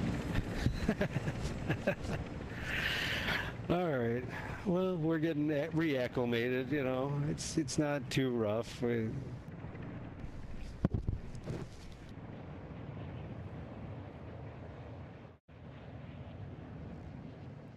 All right. Well, I think I'm going to put the dog to bed. I might go back in for some multiplayer, but... All right.